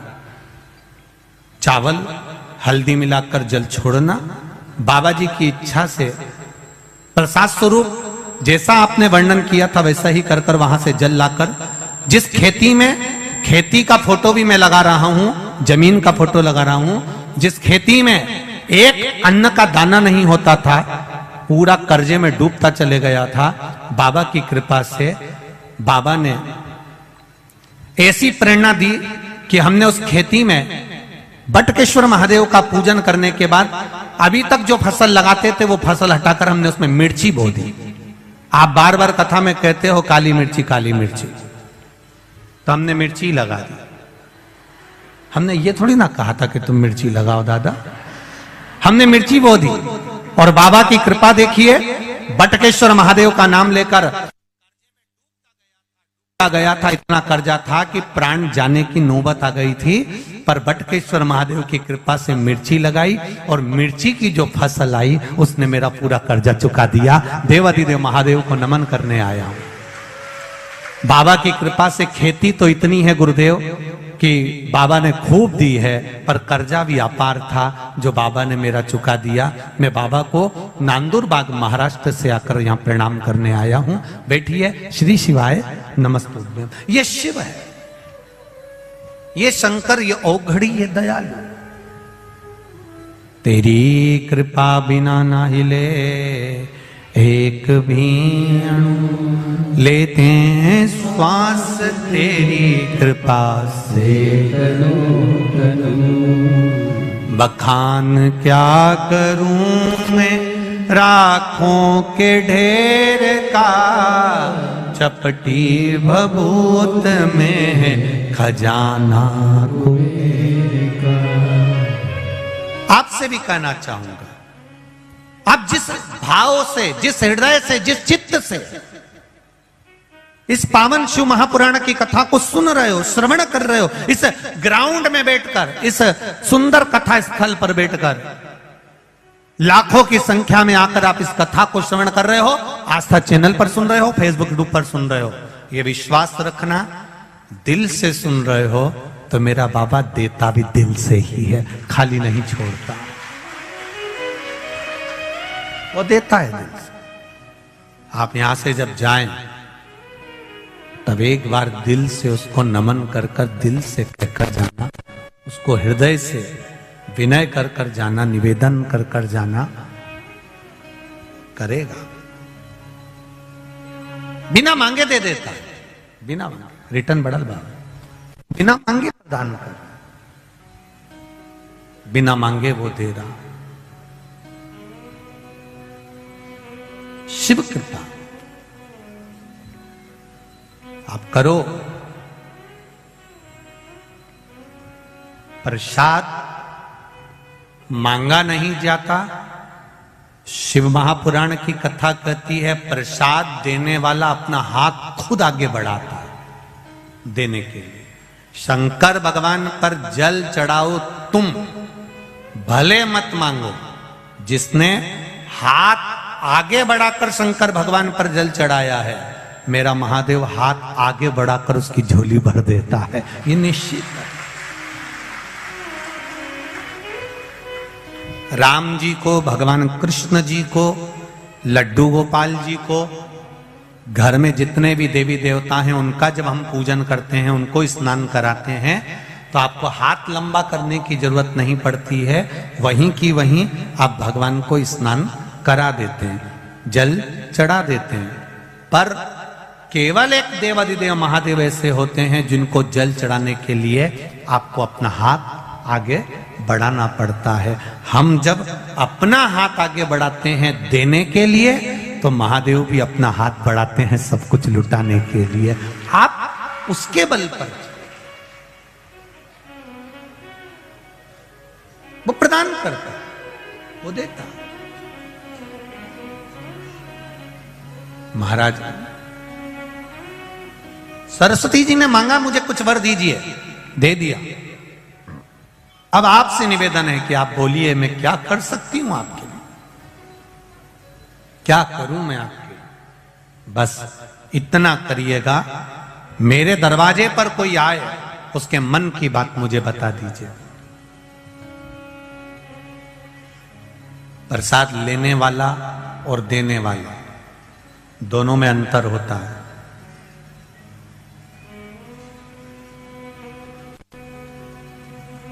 मैं बहेड़िया परिवार को बहुत बहुत साधुवाद धन्यवाद देना चाहूंगा।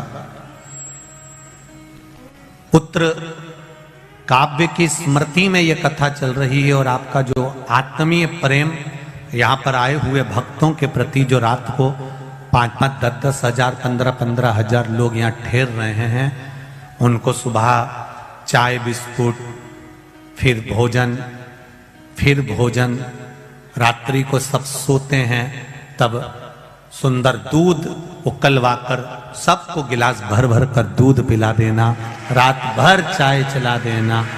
मैं बहेड़िया परिवार को धन्यवाद देता हूं, बहुत बहुत धन्यवाद। कथा तो बहुत देखी और बहुत करी,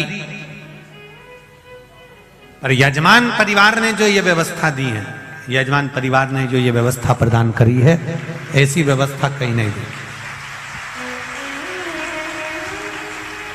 एक देखी थी रायपुर छत्तीसगढ़ में, बसंत जी अग्रवाल ने कराई थी। एक खरगोन में, वो कौन परिवार था जिन्होंने खरगोन में कराई थी। समिति कराती है तो समिति अपने हिसाब से व्यवस्था करती है। एक अकेला यजमान जब कथा कराता है और वो यजमान इतनी व्यवस्था देता है तो बहुत, भोलेनाथ जी से हम हर पल यही प्रार्थना करते हैं, बाबा इनको इतना देना कि ये दोनों हाथों से ऐसे ही लुटाते हैं, ऐसे ही कृपा कर। ये करुणा है भोलेनाथ जी की, ये दया है भोलेनाथ जी की, ये उदारता, ये करुणा है भोलेनाथ बाबा, ये दया। और फिर कहकर जा रहे हैं, इस व्यासपीठ से इतना जरूर कहूंगा, जहां जहां शिव पुराण कथा करी है वहां वहां से लोगों ने डबल से फोन लगाया है कि एक बार शिव पुराण फिर दे दीजिए। मेरा बाबा शिव पुराण कराने के बाद इतनी कृपा कर देता है, इतनी दया कर देता है कि जितना लोग बाबा के लिए खर्च करते हैं उससे 1000 गुना बाबा फिर दे देता है। ये शिव कृपा, ये उदार, ये करुणा, बाबा फिर दे दे। ये उसकी उदारता है, ये उसकी करुणा।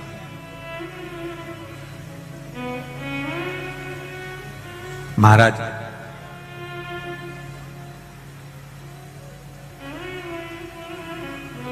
प्रसाद मांगा जाए वो एक अलग प्रभाव है, प्रसाद देने वाला आवाज लगाए, ए भैया इधर आओ, ले प्रसाद लेकर जाओ। कितना सुंदर कहा है स्कंद पुराण के अंदर। एक बार हमने पहले भी कथा में कहा, शिव महापुराण का एक संवाद की, सबसे ज्यादा नरक में कौन जाता है, तो कहा प्रसाद बांटने वाला जाता है। तो लोगों ने पूछा ये कैसे चले जाता है, तो कहा प्रसाद धर्म की जगह पर बंटता है, प्रसाद हमेशा अच्छी जगह पर बंटता है, जहां भगवान का सत्संग हो, भजन हो, कीर्तन हो, मंत्र माला स्मरण हो, कथा भागवत यज्ञ अनुष्ठान हो, मंदिर देवालय हो, प्रसाद वहां बढ़ता है।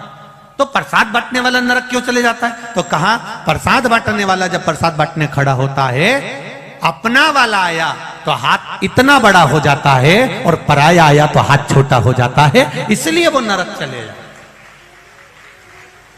पर आज इतने समय के बाद प्रसाद शिव महापुराण में एक बात फिर कहने जा रहे हैं। स्कंद पुराण की, पद्म पुराण की, गर्ग संहिता की और शिव महापुराण की एक बात आज आप लोगों को कहने जा रहे हैं जो अभी तक नहीं कही।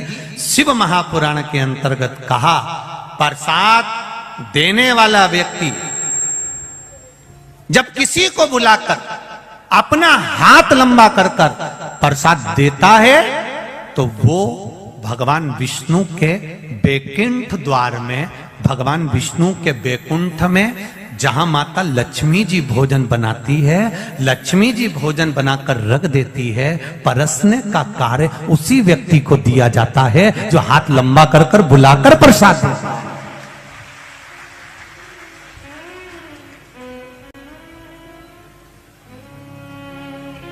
और हमने देखा यहाँ बहेड़िया परिवार जो कथा करा रहा है, हमने छोटे छोटे वीडियोस आप लोगों के, हम लोग तो कभी रसोई घर जाते नहीं तो गए भी नहीं, तो हमने उसमें वीडियो में देखा कि कई माताएं बुला कर दे रही, भैया चाय लो, उधर से बिस्कुट लो, भैया आओ इधर आओ चाय लो, उधर बिस्कुट रखा है बिस्कुट लो, लो दूध प्रसाद लो भोजन प्रसाद लो। ये बुलाकर जो दे रहे हो, तो हम पूर्ण भरोसे से कह सकते हैं कि बैकुंठ में लक्ष्मी जी तो बनाएगी पर नारायण को भोजन आप ही खिलाओगे, ये निश्चित है, ये विश्वास है आप, ये जागरूकता है।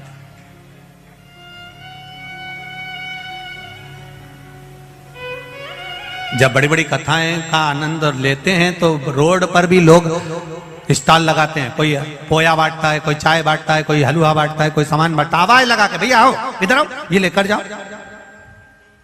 सालासर जी जाओ, सालासर जी में मेला हो, खाटू श्याम जी जाओ, खाटू श्याम जी का मेला हो, सांवरिया जी जाओ, सांवरिया जी का मेला हो, आप चार भुजा जी जाओ, चार भुजा जी का मेला हो, बड़े बड़े सेट स्टॉल लगाते हैं, आवाज लगाते हैं, आओ ले जाओ, दोनों हाथों से लुटाते हैं।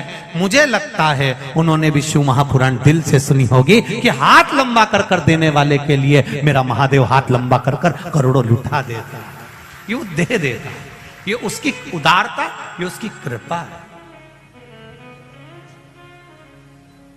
ये उसकी करुणा है।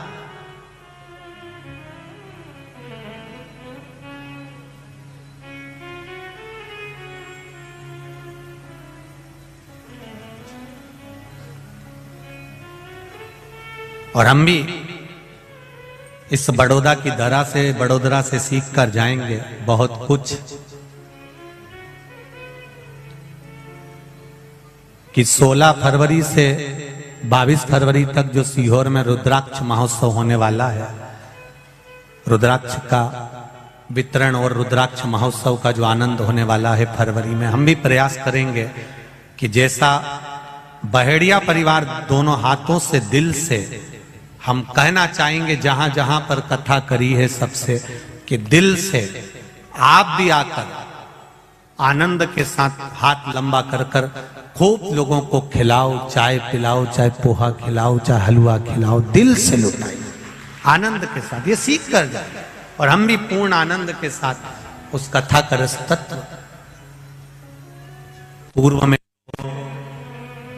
अति भीड़ होने के कारण बस, परंतु अब की बार व्यवस्थाएं भी उस हिसाब से करें जिससे आप लोगों को रुद्राक्ष अच्छे से प्राप्त हो जाए और उसका आनंद आपके जीवन में मिले। महाराज शिव कथा कह रही है, भगवान देवाधिदेव महादेव का चरित्र कह रहा है।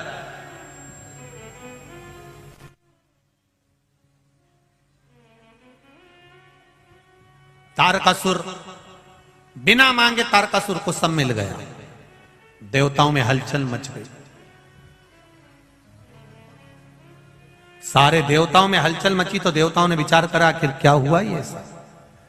तारकासुर का एक नियम था, बट वृक्ष के नीचे तारकासुर भजन करता है, आंवले के वृक्ष के नीचे तारकासुर भजन करता है, पीपल के वृक्ष के नीचे तारकासुर भजन करता है, शमी के वृक्ष के नीचे तारकासुर भजन करता है। ये हमारा सनातन धर्म कहता है, बट वृक्ष की पूजन करने वाला, बट वृक्ष के नीचे शिव की आराधना करने वाला, लौंग समर्पित कर जल चढ़ाने वाले का जैसे कर्ज मुक्ति होती है, उसी तरह आंवले के वृक्ष के नीचे मात्र ताजा मिष्ठान दूध का बनाकर उस सामग्री को भगवान आंवले के वृक्ष के नीचे पूजन करने से लक्ष्मी और संपदा की वृद्धि होती है। जैसे शमी का पौधा, शमी का वृक्ष, शमी के वृक्ष के नीचे मात्र दूध और जल मिला हुआ जल, शमी के वृक्ष के नीचे मात्र ओघड़दानी अवधूतेश्वर महादेव के नाम से केवल हफ्ते में एक बार भी अगर दूध और जल का मिश्रण शमी के पौधे के नीचे कर दिया जाता है तो कहते हैं शरीर में बड़ी से बड़ी अगर बीमारी है, कहीं कैंसर जैसा रोग है या किडनी लीवर जैसा रोग है, कोई भी तकलीफ, कोई गांठ अगर शरीर में हो गई है, तो शमी के वृक्ष के नीचे दूध का जल थोड़ा सा हफ्ते में एक बार अवधूतेश्वर महादेव के नाम से समर्पित कर देने से रोग का निवारण होने लगता है, रोग थम जाता है और उस आगे नहीं बढ़ पाता और उसका इलाज चालू हो जाता है, सुख का अनुभव हो।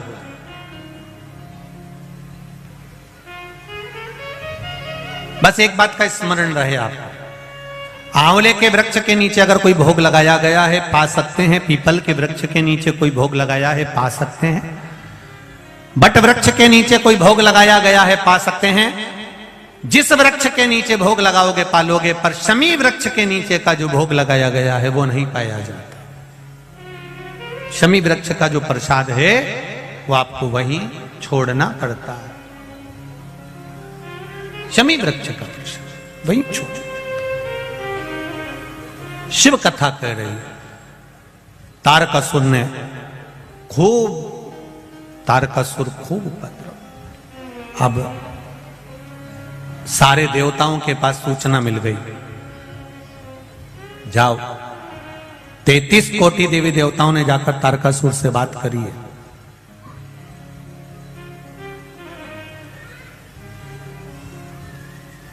तैतीस कोटि देवी देवताओं ने तारकासुर से बात की।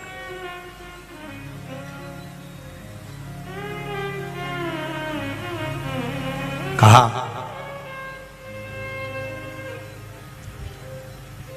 आप उपद्रव कर रहे हो, तब साधना करा, भजन करा, कीर्तन करा, सब कुछ आपके पास में है, अभी उपद्रव क्यों करना? तुम्हारी मृत्यु कैसे होगी वह आप बता दीजिए। तारकासुर ने कहा मुझे मारने वाला संसार में कोई जन्म नहीं लिया है, मैं मरूंगा नहीं, ये निश्चित है। भगवान नारायण ने पूछा कोई तो कारण होगा जिससे आपके प्राण छूटेंगे। दुनिया में पहला तारकासुर ऐसा था जिसने अपने मृत्यु होने का भी साधन बता दिया था।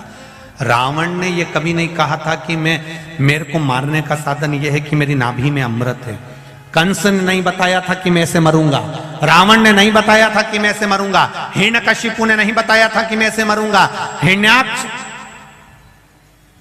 आदि जितने भी असुर हुए इन्होंने कभी नहीं बताया कि मैं ऐसा मरूंगा। केवल शंकर भगवान का एक भक्त तारकासुर ऐसा था जो भगवान नारायण से कह रहे हैं कि मेरे मरने का साधन एक है, मैं मरूंगा तो शंकर भगवान के पुत्र के द्वारा मरूंगा। अब आप शिव जी का ब्याह करा दो और मेरा वध करा।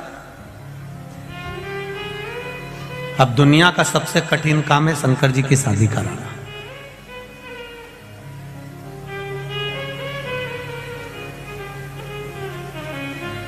आज के जमाने में सबसे ज्यादा कठिन काम है बेटी को ये बोलना, बच्चों को ये बोलना कि अब मैं तुम्हारी शादी पक्की कर रहा हूं और वहां कर रहा हूं। इतने में बेटा बेटी का मुंह भगोना हो जाता है। पापा हमसे तो पूछते, मम्मी पापा हमसे तो कुछ पूछते ही नहीं है, उन्होंने मन से मेरा ब्याह पक्का कर दिया, मुझसे पूछना तो था। शिव जी के संतान के द्वारा मेरे प्राण छूटेंगे, शंकर भगवान का जो पुत्र होगा वो मुझे मारेगा। ये तारकासुर ने भगवान नारायण से कह दिया।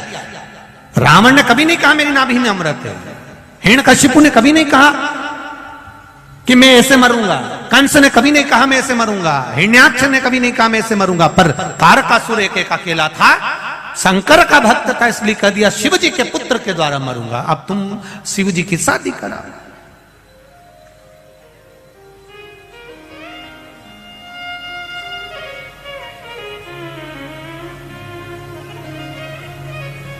तारकासुर से हमारे लोगों ने सीखा, ये सीखा है हमारे लोगों ने, ऐसा नहीं बेटी का ब्याह करना है, बेटे का ब्याह करना, करूंगा पर थोड़ा सा पहले मकान बना लूं, थोड़ा सा मकान का ये काम करवा लूं, इसके बाद बेटी ब्याह का। मतलब तारकासुर का संबोधन ध्यान में है, मरूंगा पर शंकर भगवान के पुत्र के द्वारा मरूंगा।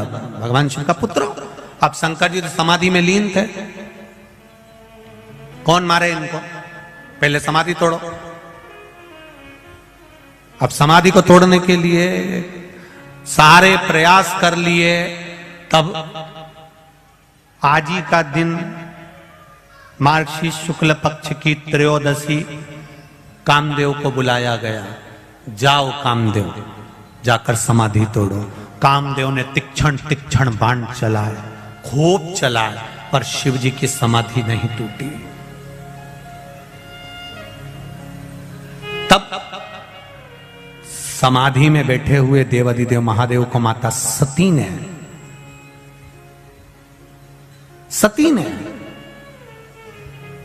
स्मरण कराया, ये मेरी बहन का पति है, मैं दक्ष प्रजापति की बेटी सती और मेरी बहन है रति। ये रति का पुत्र है, रति का पति है कामदेव। आप मेरे लिए कुछ नहीं करे, कम से कम इनके लिए थोड़ा सा आप नेत्र खोल लीजिए। देवाधिदेव महादेव रिश्तेदारी निभाना जानते थे। दुनिया में केवल एक देवाधिदेव महादेव ऐसे हैं जो अपने संबंध को निभाना जानते हैं, रिश्ता निभाना जानते हैं, संबंध निभाना जानते हैं कि संबंध किसको कहते हैं। शिव जी ने, कामदेव ने नेत्र खोल, जो बाण छोड़ा, शंकर जी का तीसरा नेत्र खुला। खुलते से ही आम के पल्लव में, आम के पल्लव में, आम के वृक्ष के ऊपर, आम के पल्लव पर कामदेव छुप कर बैठे थे।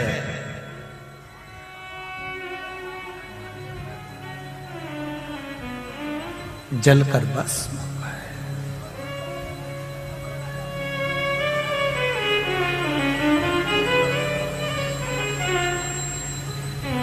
कामदेव ने आम के पल्लव को पकड़ कर रखा था। आम के वृक्ष को, आम के पल्लव को पकड़ कर रखा है कामदेव ने।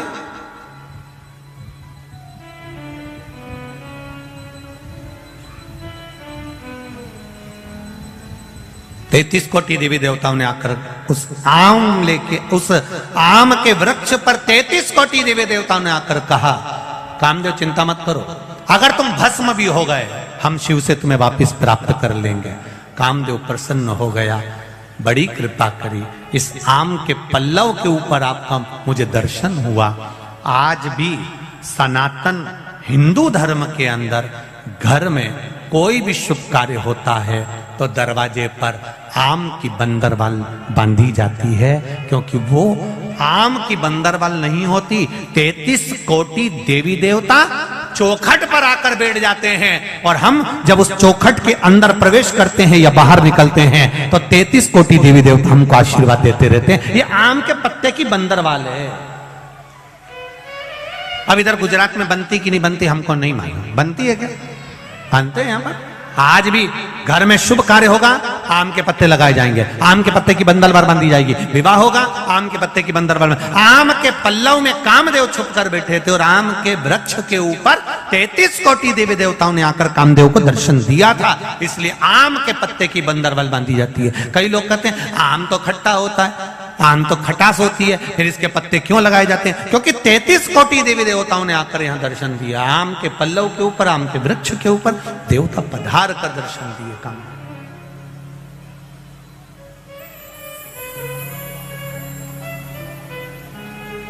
महाराज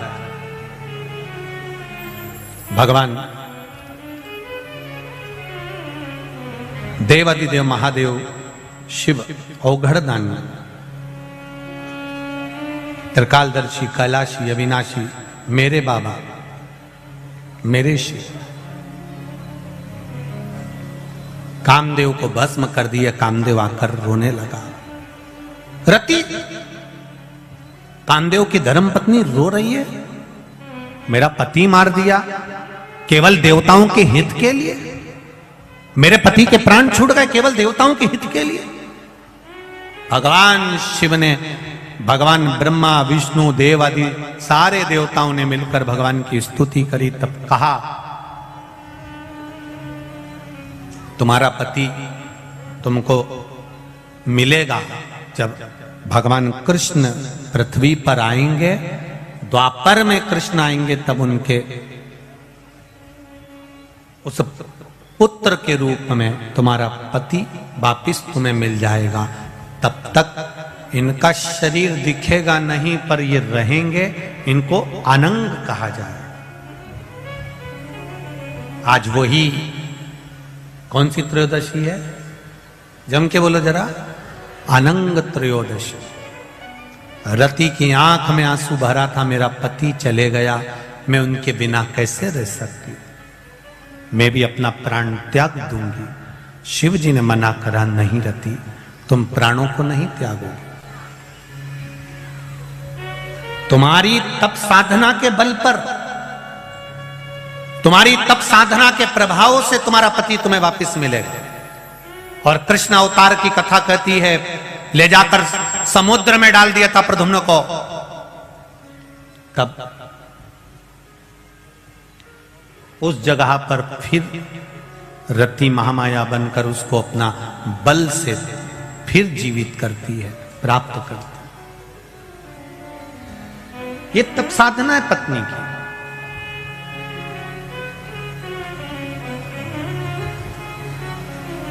रति ने कहा, एक बार आपकी समाधि तोड़ने से मेरा पति मर गया, उसका अनंग हो गया, उसका शरीर चले गया, भस्म हो गया। आप मुझे कोई दूसरा वर नहीं देंगे? देवाधिदेव महादेव ने कहा, मांग रति, तुझे क्या चाहिए? तू सती की छोटी बहन है, तू सती की बहन है, मांग तुझे क्या चाहिए?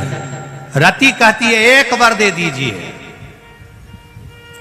जिस दिन मेरा पति अनंग हुआ है, उसका शरीर गया है, वो दिन संपूर्ण ब्रह्मांड पर जो स्त्री, जो नारी, जो पुरुष, जो जीव शंकर भगवान परमात्मा कामदेव, रति, महादेव और सती का नाम लेकर मात्र दूध का ही स्पर्श करेगा, उसका आनंद उसको 7 जन्म तक प्राप्त होगा, फिर वो कभी जीवन में भटकेगा नहीं। जिस पति पत्नी का झगड़ा होता है, या पति पत्नी में प्रेम समाप्त हो गया, या स्नेह समाप्त हो गया, विवाद चल रहा हो, आपस में एक दूसरे का मुंह देखना पसंद नहीं है, बच्चों के प्रति कोई स्नेह नहीं, माता पिता के प्रति कोई स्नेह नहीं, उसके लिए आज अनंग त्रयोदशी का जो दिन है और सोम प्रदोष का जो आज दिन बना है, शायद भूतो ना भविष्यते, जिंदगी में ऐसा दिन फिर वापिस आने वाला नहीं है। सोम प्रदोष भी पड़ गया और अनंग त्रयोदशी भी पड़ गई। और कितनी खुशी की बात है जो आज आप और हमको ये पावन कथा अनंग त्रयोदशी के दिन, अनंग त्रयोदशी की महत्वता जानने का मौका मिला है। शायद बड़ोदरा वालों ने कुछ ना कुछ पुण्य तो बहुत प्रबल किया है, ये निश्चित। ये प्रभु कृपा। मेरा जिन बेटा बेटियों का विवाह नहीं हो रहा, उनसे भी निवेदन है, आज का प्रयोग अवश्य करें, आज का आनंद जरूर पाएं। अनंग त्रयोदशी,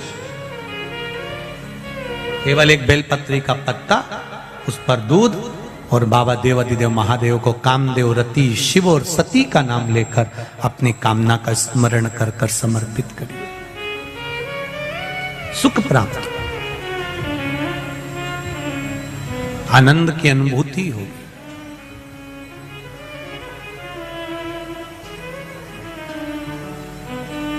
एक आनंद, एक सुख उसके जीवन में प्राप्त हो जाता है। शिव कथा कर रहे, भगवान शंकर का चरित्र कर रहा है।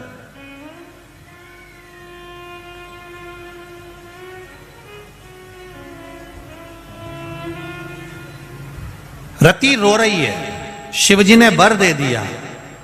अब रति अपनी चित्त वृत्ति को धारण करती है और पति के लिए बहुत इंतजार करती है, बहुत। कहां सतयुग, कहां त्रेता, कहां द्वापर,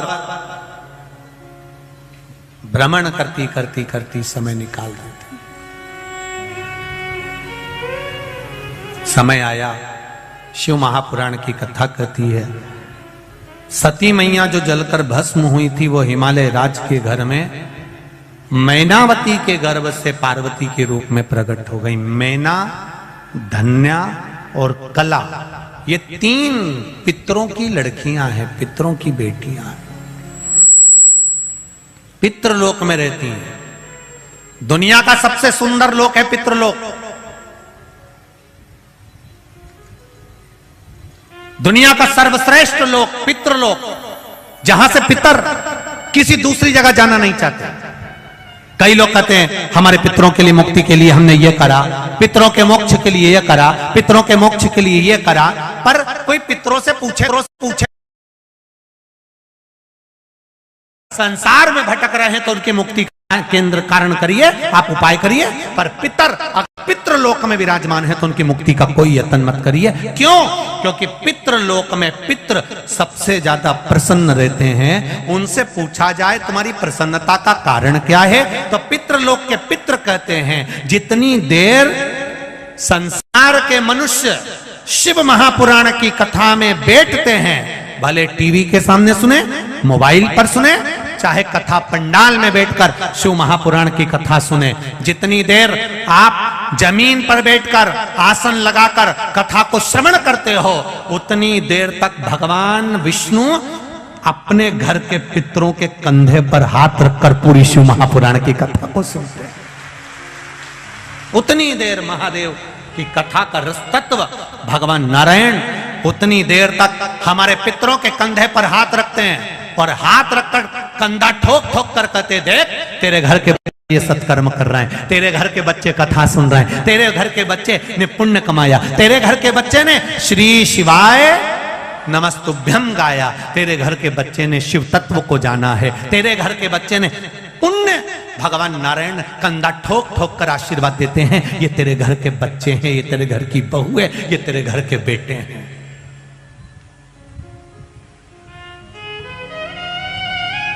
कितने सालों के बाद गुजरात को 2 कथा मिली है,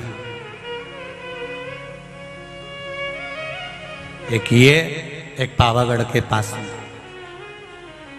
कितना सालों निकल जाते हैं तब जाकर कहीं शिव महापुराण की कथा, और ये कथा पूरी होगी, और ये कथा पूर्ण होने की 9 तारीख को पूरी हो जाएगी। 12 तारीख को बैतूल, मध्य प्रदेश के बैतूल में शिव महापुराण की कथा प्रारंभ हो जाएगी। जो बैतूल के पास में ताप्ती, सूर्य नारायण भगवान की बेटी ताप्ती नदी जो बहती है, यमुना जी की बहन जो बहती है, उस यमुना जी की बहन ताप्ती के नाम से माँ ताप्ती शिव महापुराण की कथा श्रवण करने का सौभाग्य बैतूल वालों को मिलेगा। दोपहर में 1 बजे से 4 बजे। बैतूल वालों करो तैयारी, आ रहा है कुबेर भंडारी, आनंद से श्रवण करें। और मैं तो कहूंगा अमरावती साइड में अभी कथा नहीं है, अमरावती, परतवाड़ा, ये पूरा क्षेत्र, नागपुर साइड में भी अभी 1 साल, 1.5 साल, 2 साल कथा नहीं। आपको मौका मिल रहा है बैतूल की कथा श्रवण करने का, दिल से सुनो। 1 बजे से 4 बजे तक मां ताप्ती शिव पुराण का आनंद लो। तुम्हारी चित्तवृत्ति में आना चाहिए, गंगा जी में अस्थि विसर्जन होती है, वो अस्थि कई दिनों तक रहती है। यमुना जी में अस्थि जावे तो कई दिनों तक रहती है, गोदावरी में जावे अस्थि बहुत दिनों तक रहती है, कावेरी में, सरस्वती में अस्थि डाली जाए, मंदाकिनी में डाली जाए तो बहुत दिनों तक रहती है। केवल मां ताप्ती यमुना जी की बहन एक अकेली ऐसी है जिसमें अस्थि डालते से ही दूसरे दिन भस्म हो जाती है। ऐसा क्या है मां ताप्ती में, उसको जानो तो सही। जिस हड्डी को, जिस अस्थि को कोई गला नहीं सकता, वो दूसरे दिन अस्थि गल जाए, भस्म हो जाए। ताप्ती नदी का जल में ऐसा क्या भाव है? ऐसा यमुना और ताप्ती में ऐसा क्या झगड़ा हो गया कि यमुना जी ने ताप्ती को कुछ कह दिया और ताप्ती ने यमुना को कुछ कह दिया? ऐसा कौन सा झगड़ा ताप्ती और यमुना का हो गया कि यमराज यमुना के दरवाजे पर जाते हैं और ताप्ती के यहां नहीं पहुंच पाते, और शनि ताप्ती के द्वार पर पहुंच जाता है? हमें वो प्रसंग को जानना है, मां ताप्ती के उस प्रसंग को जानना।